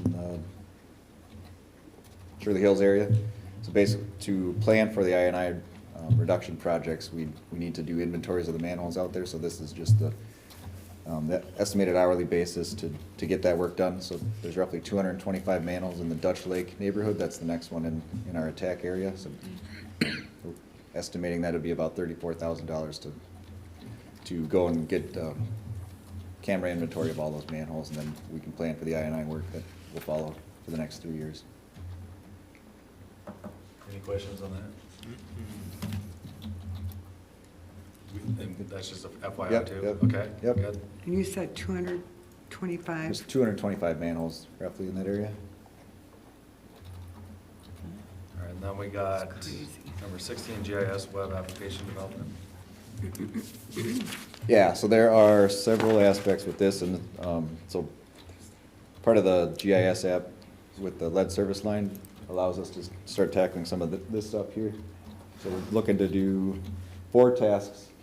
Cemetery editor application that'll help with the guys in the field. They can make those changes to the plots. They can see who owns them and what's up for sale and make those adjustments. There would be a viewer for the public to see, so they can also participate, but they won't have editing applications for that. We bring the dock inspection digital, so that we'll take the maps that are available with that and make that a little bit easier. So I told the guy that does that in the field, he unfolds stuff out there, and this will help with that. And then we're also looking to do a Parks and Trails public viewer app, this would be I think hosted on the website, so people can see what parks have what amenities, and just help out with the city a little bit there. And then a backup manager is also an optional task on there. I think that's all I've got. You got anything to add to that one? This is an expansion of a service that we host for you now. Jesse has access to it, Andy has access to it, Ryan and all of his guys have access to it. This is another level of programming applied over the mapping. This is simultaneous to the lead service line thing that Matt was just talking about, is that we need that extra level of programming capability to run code on your maps, so that the public works guys that are already entering homes, they can take those pictures and it will associate them directly with the address and into that lead service line inventory. While we are doing that, we would like to spread out some of the costs and tackle a couple of these development issues. You know, in the last 18 months, you all have approved some improvements to the cemetery, the Mound Cemetery. And so bringing that into the digital age and making it a little easier for Kevin and those in City Hall to manage is one of the functions, you know, bringing the dock map and the dock inspections in. So making everything a little more digital, a little easier to pass off from staff to staff if we have any staffing changeovers. But we need that extra level of licensing to accommodate that. And that's what the costs laid out here are extra levels of licensing and some Bolton Mank GIS staff time to build those applications on top of your map. So we'll continue to serve your data, we'll continue to maintain your utility and mapping data, but city staff will have the ability to do a little more with it and hopefully be a little more efficient. Anybody have any questions about that? No. Okay. And again, that's just a FYI too. Yep. Okay. Now I'm done. Thank you. Thank you. All right, this is me. So the Citizen of the Year award that we talked about in the workshop and in one of the meetings there, I came up with page 445 on my computer, and you can kind of see I copied and pasted the City of Mound logo. You might have to help me with that, Councilor McEnany. Oh, make this look a little bit better, but I just kind of wanted to put it on paper. I think I did a decent job at summarizing what we're kind of talking about, what we're looking for. We had the attorney look at it as well, and you can tell your comments if you want. So I'm open to suggestions or comments, or. I have a suggestion, and that is the former mayor, before I got on council,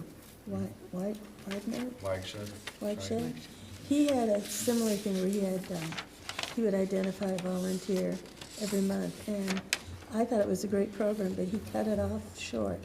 And I heard that it was because of feedbacks and sort of conflicts that arise. So you might just want to have that conversation with him about his experience so that we don't repeat those kinds of challenges. I have not talked to him, but I've heard the stories.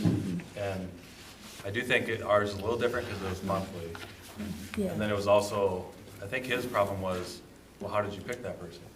Right? How did you pick that person? How did they get that? I think this is more general, and I think, remember, it's all of us, and the three of us have to agree on someone. I think it should be pretty easy. I think we're all gonna go, yeah, that's the person. And this is only once a year, so again, I think I did a good job. I think I've noticed several cities do this. Yep. And you know, it's really successful. Yeah. You know, people love to be acknowledged, so I can see where there could be some conflicts in a monthly. Yeah, it should just be annual.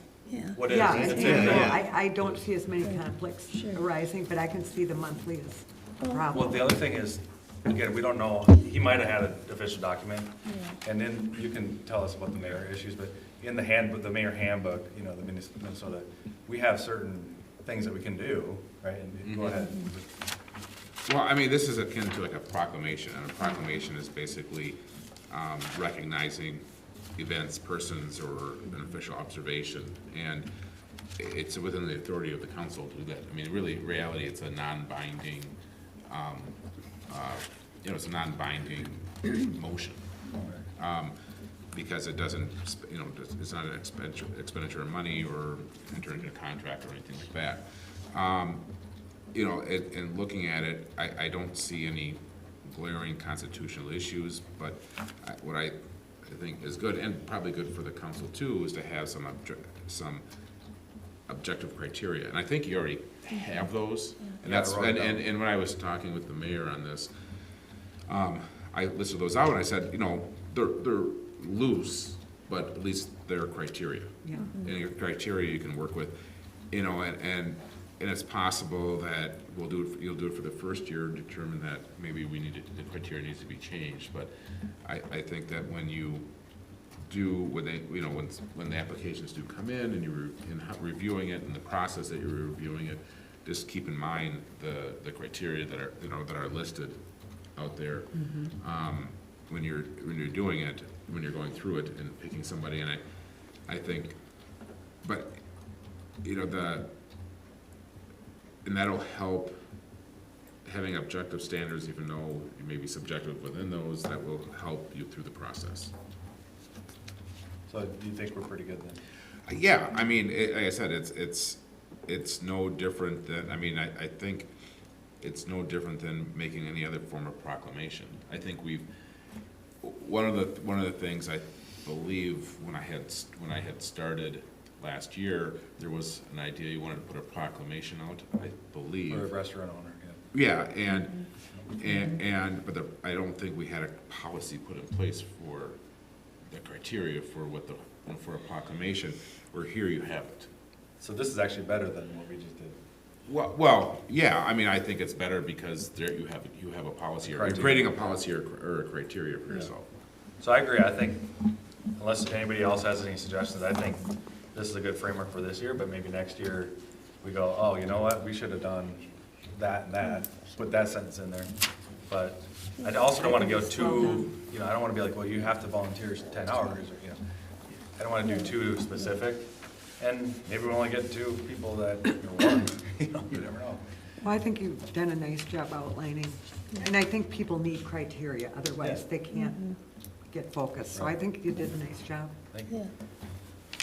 So, Meg, I think, or Jesse or Meg, one of you guys wrote this letter on the front end about, you know, kind of the deadline. So again, I just kind of suggested to them, you know, October 31st. That way we can do a workshop before a meeting. You know, we'll all have gotten the emails on the people.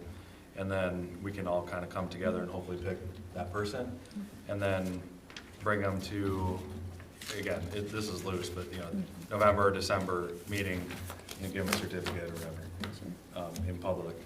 And the other thing is, I mean, really, we can start pushing this out. I think we almost just take this, maybe make the logo better, but just take this, and in the next newsletter, that's, you know, 1 page or 1/2 of the page. So then people know there, and then, again. We should pin it on Facebook too. Oh, pin, that's a good idea, yeah. Because then it'll always be on top. Yep. I'll make something pretty for you, Maggie, to pin. There you go. So we'll pin it and then also share it, and we'll hit it a few times before, whatever. Yeah. So, and then we'll put it in the next newsletter, and I think we have one more after that, before this would be finalized anyway, so. Yeah. You know, if we kind of, we'll have it on our website too, so a little bit of everything, I guess. One, I think when we're at events like Spirit of Lakes or Dog Days, we can hand out little, Yeah, we could print it out. you know, sheets or something, or at least have a sign where we're all hanging out to Yeah, announce it. so that's. I think it's a great idea. Okay, so we don't really need to do anything on there, do we? Or should we motion to approve it? Well, so in the memo, I just kind of mentioned that we'll need something formalized to say if you want us to punch it up or, you know, work with Councilmember McEnany for a better logo or whatever, but if the council generally feels that this is pretty much exactly what we're looking for, I mean, then maybe just a motion to finalize based off of the draft, and then we can start kind of circulating it. Okay, you don't have to come back and we gotta vote on it again. I You just wouldn't go think for so, it. yeah. Okay, so someone motion to the staff to approve this letter with the updated logo. The So better logo. moved. So moved, okay, we got a motion, can I get a second? Second. All of us. All seconds. All of us. All right, any other discussion? All those in favor, please say aye. Aye. Aye. Those opposed, all right. Cool, and then the nice thing too is that crosses that off our list. Hey. Things to do this year. So we're making progress. That'll be nice. Okay, Councilmember Pugh, you have anything to talk about? Well, Sunday I attended Weekend's pancake breakfast fundraiser. They had a really good turnout. I'd said to them they were bold to do something on Super Bowl Sunday, but they had a good turnout, great breakfast. You know, Mound has some really good omelet makers in this town, and so that was enjoyable. I also attended the League of Cities advanced training. There was a good session on police negotiations, and there was talk about inversity instead of diversity, which was an interesting topic, and stuff. So there's lots to be learned. And one of the mayors shared his secret as to how he was able to cut his city council meetings down to 45 minutes. Okay. Let's invite him next week. Can he be the mayor? It was all about seating. Seating? Mm-hmm. He said Where that we sit? he put the attorney and the manager to his left, and then he put his council people all to his right, starting with the most tenured down. He said, because what happens is, where you're sitting now, you have to switch back and forth. And if we were all on to your right I always side, look to the right. you would be looking at all of us. We would be more sort of cooperative in our conversation. And he said it cut back to I'm open to 45 trying that, minutes. because I'll tell you, I do this all the time, and it is annoying. Yeah. And you have the back problem. Do you want to sit over here, and I'll sit right there, and then you guys sit over here? It's, It was interesting, so. I'm open to that if anybody wants to do it. all it takes is. Well, doing that's an why eight there's years. an extra chair, because in the olden days, the city manager sat up here with the attorney. Right, Right. Yeah, well, so that was my learning at the weekend. I think that's all that I did. Yeah. Tomorrow I'm going to be at a statewide training on setting up agreements with the tribal communities, because all state agencies now are mandated to have agreements with them. And since I chair a state committee, I have to go and learn that. That's all. all right. Councilmember Larson. Mayor Holt and myself attended, what did I do with my stuff? We attended the Fire Commission meeting on Thursday, January 25th. And most of the information that we talked about is included in our packet on page 457. We have our agenda and what we talked about. We've got a fantastic fire department, as we all know. We talked about the new truck and all kinds of fun stuff. But I'm going to say that, I don't want to call it an issue, but it's something that Chief Peterson was talking about, studying and figuring out what can do. He talks to the other fire chiefs. But our fire department and our guys are getting calls at 3:10 in the morning, and they have to go to work, or they just got back, and these are what they're calling low-risk medical. Like, frankly, they've fallen out of the chair or Yeah, bed, the or falls. and they call 911. Now, we've made that 911, that could be the issue here, but I know they're talking about it. But just to bring a highlight to what our guys have to put up with, there was on January 14th in Spring Park, there was a house fire, which took 27 firefighters. This is what they want to do, is respond to a fire. They had 6 apparatus, the trucks in it. It was a 4-hour duration. That was a fire. Then in Minnetrista, on Monday, July 22nd, they had a high-risk medical, and that was 18 firefighters. These are high-risk, both of these things. And then they had a standby crew. But then, in January, the guys had to respond to, this was a total of 49 of our firefighters had to respond to this. January 1st, this is 23 last year, there was a lift assist at 1:20 p.m., a lift assist. Keep in mind what I'm telling you, these 4 times in January, it's the same location, the same patient. So that took 19 firefighters to respond to that one. On January 1st, the same day, but this is 10:35 p.m., same lift assist, 15 firefighters. On January 23rd, same location, same patient, 4 firefighters for a lift assist. And on January 23rd, the same day, 11 firefighters responded at 10:57 in the morning. My point is that was 49 firefighters for a lift assist for one location and one person. And Chief Peterson's working on this, and they're trying to decide how they're going to try to get this under control, that are, try to keep it more for the high priority items, and then figure out a way. He actually kind of was joking about it. He said maybe there's somebody out there in the community who has experience as an EMT or something. They could start their own business, and then perhaps they could respond to these lift assist calls. So, and I think that's about 60% of our calls with the fire department. But That is a problem statewide. yes, all that's across what he the said, state. it's statewide. Because I had talked to Eric before he left about that too. Yeah.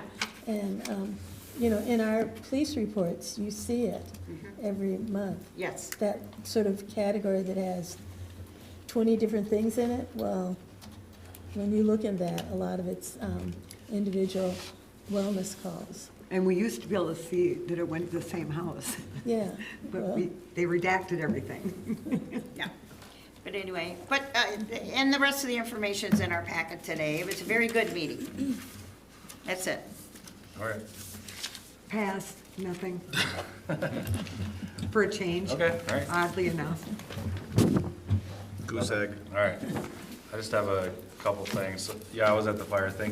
I couldn't make the whole thing, so Yeah. thanks for staying. I talked to Representative Myers.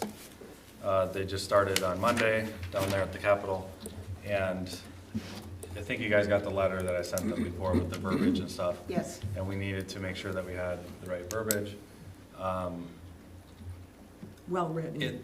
Well, yeah.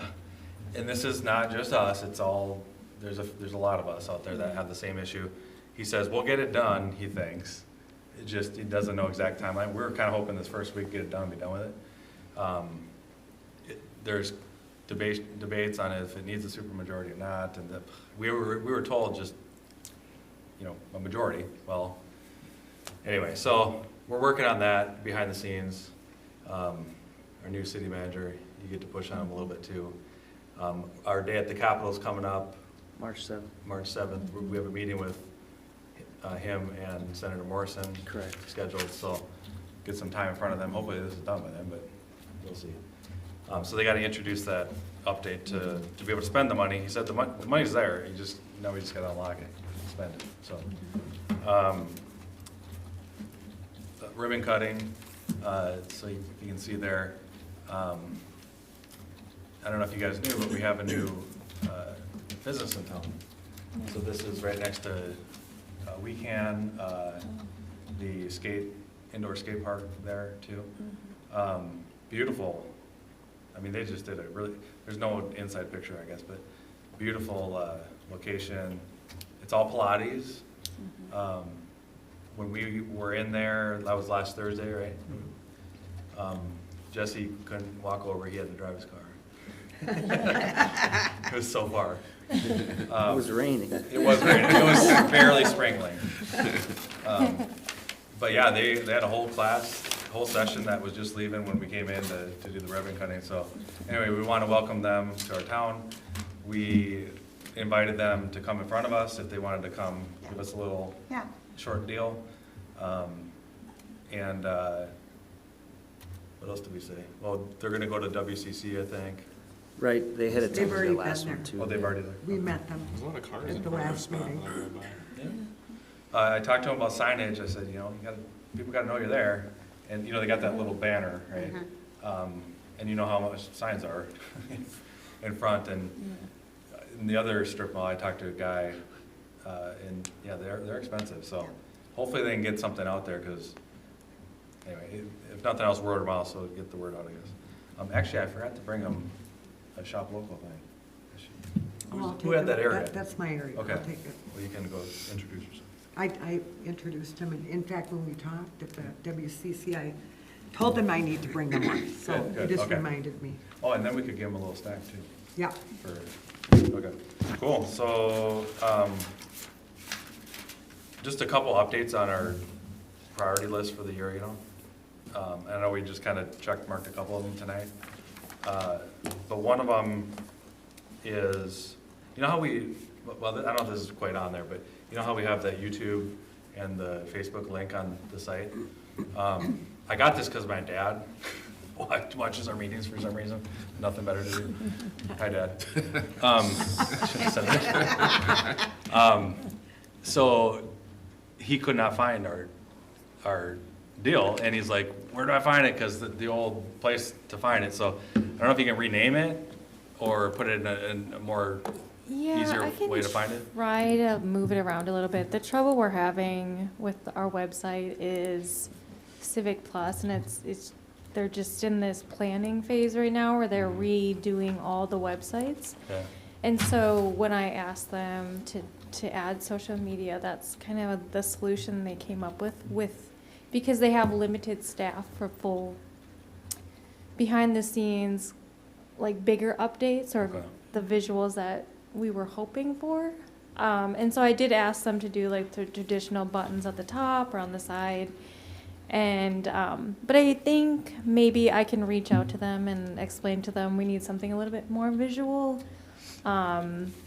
Because you're right, it is kind of hidden and it is kind of in a weird spot and you have to click on the tab to get to it. Can you pull it up so we can visually see what we're talking about? And I think, I didn't know this, but maybe the council would be interested in this. Maggie has very little social media.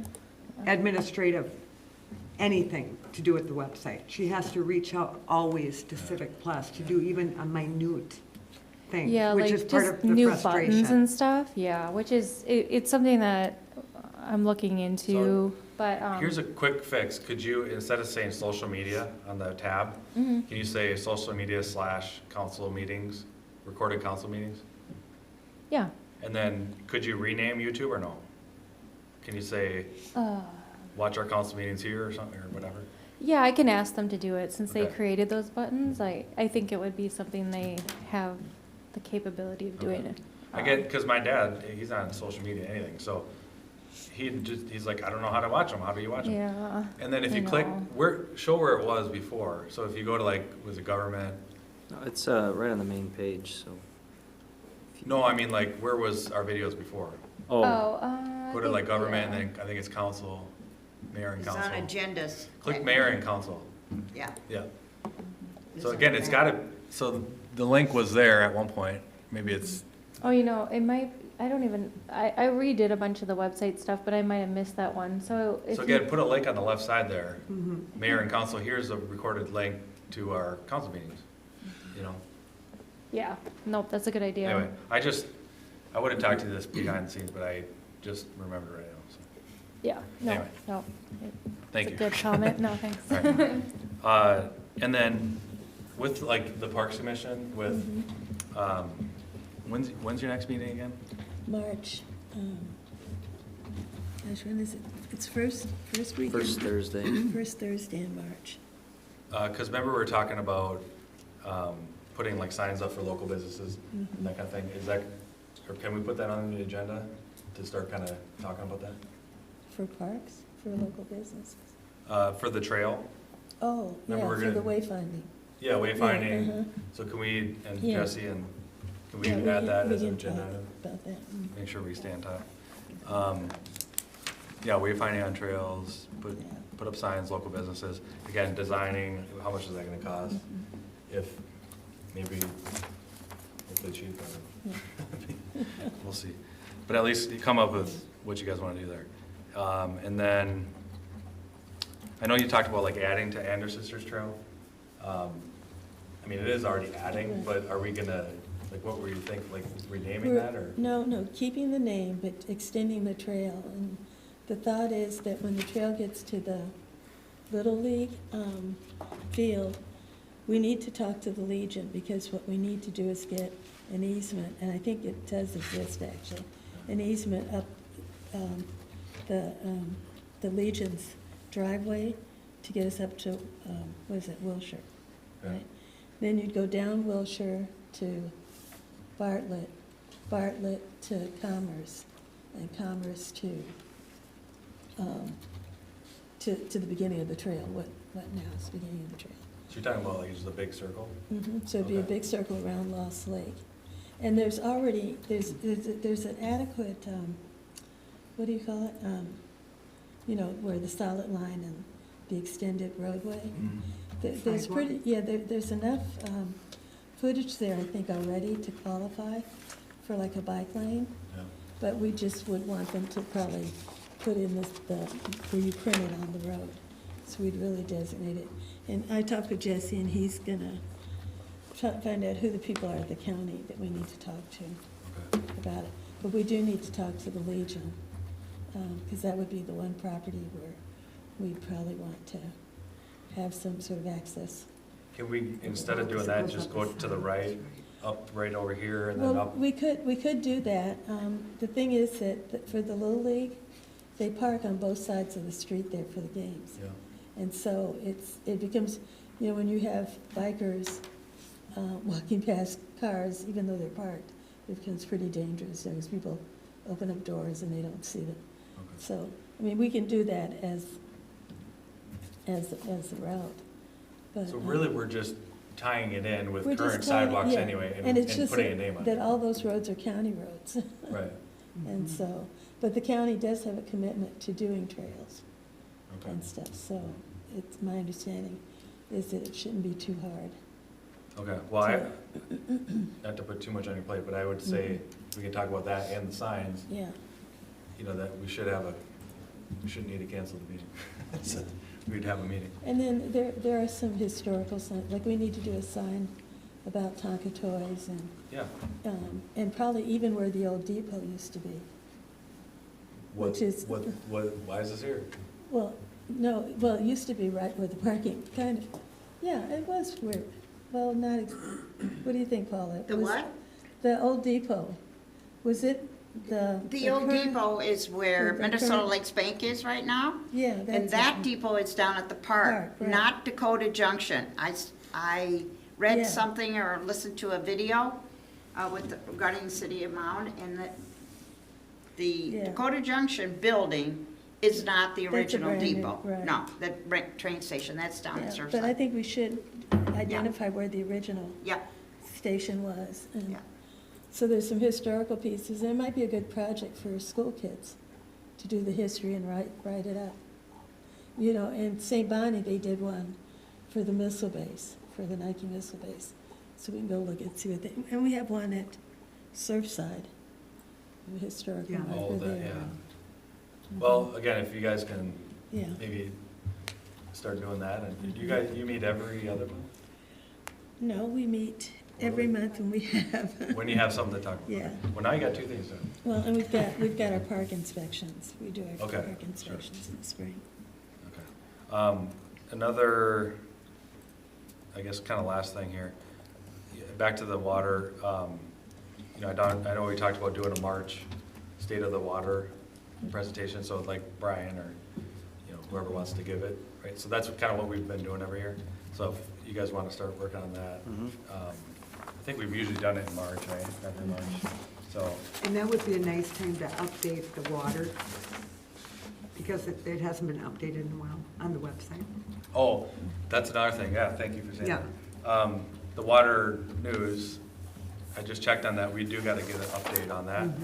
If nothing else, put a new date on there and say, you know, work in progress, we're working with the legislators to change the verbiage on the bill, or, you know, whatever kind of update we can give them. I think we need to get that done. It looks soon. stale, like we're not paying attention to Right, right. anything. Cool, that's all I got. Right, anything else? I was just wondering, I sent an email over to Maggie. For some reason, my city email gets pinged, and I get these emails saying that Mayor Holt wants me to pick up gift cards all over Oh, the I place. got that today. Did you So get that, is there Jason? anything we can do as far as an this has been going on with the previous mayor too? David Good. It Yeah, hasn't- I mean, unfortunately, I got I've two worked of them for, today. the other cities I've worked for get it too. Okay. You can put, it's, Okay. it's really, just cyber training. Okay. The emphasis is just being really careful about that what it's to mine. look Right. for and Right. not No, no, respond it's to not. those. Right, Yeah. But it is unfortunately, cyber crimes have Yeah. increased significantly over the last get 3 that years, person, and I send them to just, me. they really, But a lot of people don't bother reading. I can talk to Matt, but it's hard. It's Okay. hard, because once they get information, they like No, to you're gonna. yeah. kind of try and get people, so. Well, this was kind of vague because it came from Holt. That's what I thought. And it said, Yeah, can I it's- call you and talk about February? Yeah. And so I responded, yes, of course, you know. And then I get a request from him telling me to run to, I don't know, Foot Locker, I think it was, and go pick up a couple of gift cards, and you'll pay me when I bring them to you, you know. I would say my word of advice is if you get a weird email like that, hover over the email and just make sure it's the right cityofmound.com email. And none of them. And you'll know right away that it's not that. Yeah, you Just- don't even have to open it. Yeah. Yeah, yeah. But it's been going on for a while. Yeah, again, it's I used to happened get in them all. from the previous mayor myself. Oh, yeah. Yeah, I get some Mm-hmm. from Yeah. but I know that they're not. I thought it was done, but they reared its ugly. Yeah, they're Okay. tricky, yeah. That's the world we live They're in. good at their job. And then one more thing, I've had several conversations and emails back to that Tuxedo Brighton intersection there with the two stop signs on Tuxedo. So last Tuesday, I drove over there, and I drove all the way down Tuxedo, my old stomping grounds over there. And there is, when you come down by Alan Elma's on Tuxedo, and you come down that hill, which frankly is where the stop sign should be, but we don't have one there because of the traffic with the restaurant and then in the lake and walking around. So there's no stop sign there, and that's a hill. I don't know why we have those two stop signs on Tuxedo. That's the only place. The side roads getting into Tuxedo, I understand that, of course, but that's the main thoroughfare there. And frankly, I don't, and I voted against it to begin with, only because I've lived there. I know what this is like in the wintertime, and they do have a sidewalk there for pedestrians, but I don't know why we have 3 stop signs at that one little intersection. I think that's just a waste, but she's got that, you saw the petition she gathered. So we're running through our new policy, right? Correct. And I tried calling the phone number several times on there, and it did not go through. Brian tracked down an old email that he found from an old packet or something, Okay, so. I have it, I can forward it to you then. So as far as I'm concerned, they've been notified that we're going through the policy, but yeah, that's the latest update. I'm sorry, what did he say? He's gonna what? They're trying to notify that person that made the, Deborah, what? That what? Deborah something. The one that We're gave a working on it, petition. that we're looking at. Okay, because that's what she said, because she's not getting a response from anybody, but, Well, tell her we don't. I will. We don't know how to yeah, respond. okay. They just said the phone The number's phone number bad doesn't and go. they don't have Okay, an email. I've got it here, so Okay. I'll send it to her. Perfect. I'll send that to you. And maybe respond to her too, say, hey. Yeah, I'm gonna do that. I'm gonna do that. 'Cause Tell her why we, yeah, I have to respond to her, you know. Yeah. She's after me, so, okay. yeah. Good. And she deserves an answer. Yeah. I mean, all those people, Yeah. all those people. Yeah. So they're gonna run it through the policy and we'll get an answer, so, Okay. all right? Is that, anything else? All right, so just to confirm, next Tuesday, we have a joint planning at 7, Yes, but we're gonna do a workshop at 6. yes. Okay, so be here at 6, or not you, but the rest of us. It's the workshop about the name. Street naming. So you recruit yourself anyways. We're gonna name it So you be here at workshop. 7. You don't have to be here at 6 unless you wanna stay here for an hour. Is that all we're discussing at 6 o'clock? Yeah. Is that name? Yep. Yeah. And then, Can I attend as a citizen? yeah, Sure. anybody can. You wanna listen? You can't talk. All right, That and would be a then, struggle not to talk. and then, the next following Wednesday, because it got rescheduled from Tuesday, next Wednesday, we're gonna do another workshop at 6, and then we're gonna be meeting at 7 for the regular council. When are we doing our meetings starting at 6? So I was gonna just mention I at the saw end here, the the Mound Compass. Mound Compass does say through April, it says 7 PM, so I would suggest May, the first meeting in May be the change, that way that the next Compass can say meetings at 6. Cool. We'll notice it for a meeting on the 28th for the council to pass an ordinance amendment. It'll get published, and when it gets passed, the motion can just be that effective, May. So, we could do it sooner, but kind of trying to avoid, overlapping. think of that. with certain- Confusion. So, Since I have more things to think about now. Jesse and I are working on kind of a review template for him, as he's our employee. And we're gonna bring it back to the personnel committee probably first, and then we'll probably kind of vet it out a little bit more. So I kind of gave him just like a template to go through. So when, January, when we do your kind of mid-year review that we discussed in his original hiring, that we have kind of a template to go through of yep, or no, needs help, or, whatever. So he's working on that. What about the 360 part of that? Well, we're gonna discuss. I just gave it to him, I said, here's, what we want. I just gave you a list of priorities this year, and then Eric kind of had that old version with a lot of high-level words on there. Sure. So I said, do what you can with that, and I want him to put some feedback into it, like, this is what I, think I need to do as a city manager. We're gonna vet it out, and then we're gonna bring it back to council, and we're gonna vote on it, and get it into the, to the And then, didn't we talk about possibly having another version of that to give to the staff? Well, that's gonna be part of it, is on the mid and then the annual, we'll have, we'll circulate to his direct reports or whatever, like how is, Okay, how is that going, right? okay. So what we talked about, right? So that'll be part of the total version, so, anyway, he's worked on it, he's promised me pretty soon here, so. It's Writing your open on the own. computer, I can promise you that. All right, and then last thing, I just wanna say thank you for the newsletter, you did a great job. Yeah. A lot of work, a lot of Yep. time, I think it's the best one we've ever done, so. Yep, I like it. I appreciate it. Thank you. All right, okay, any other last thoughts for you guys? No? Okay, well, I'll take the motion to adjourn then. So moved. All right, and second? Second. Okay, any other discussion? All those in favor, please say aye. Aye. Those opposed? All right, we're adjourned.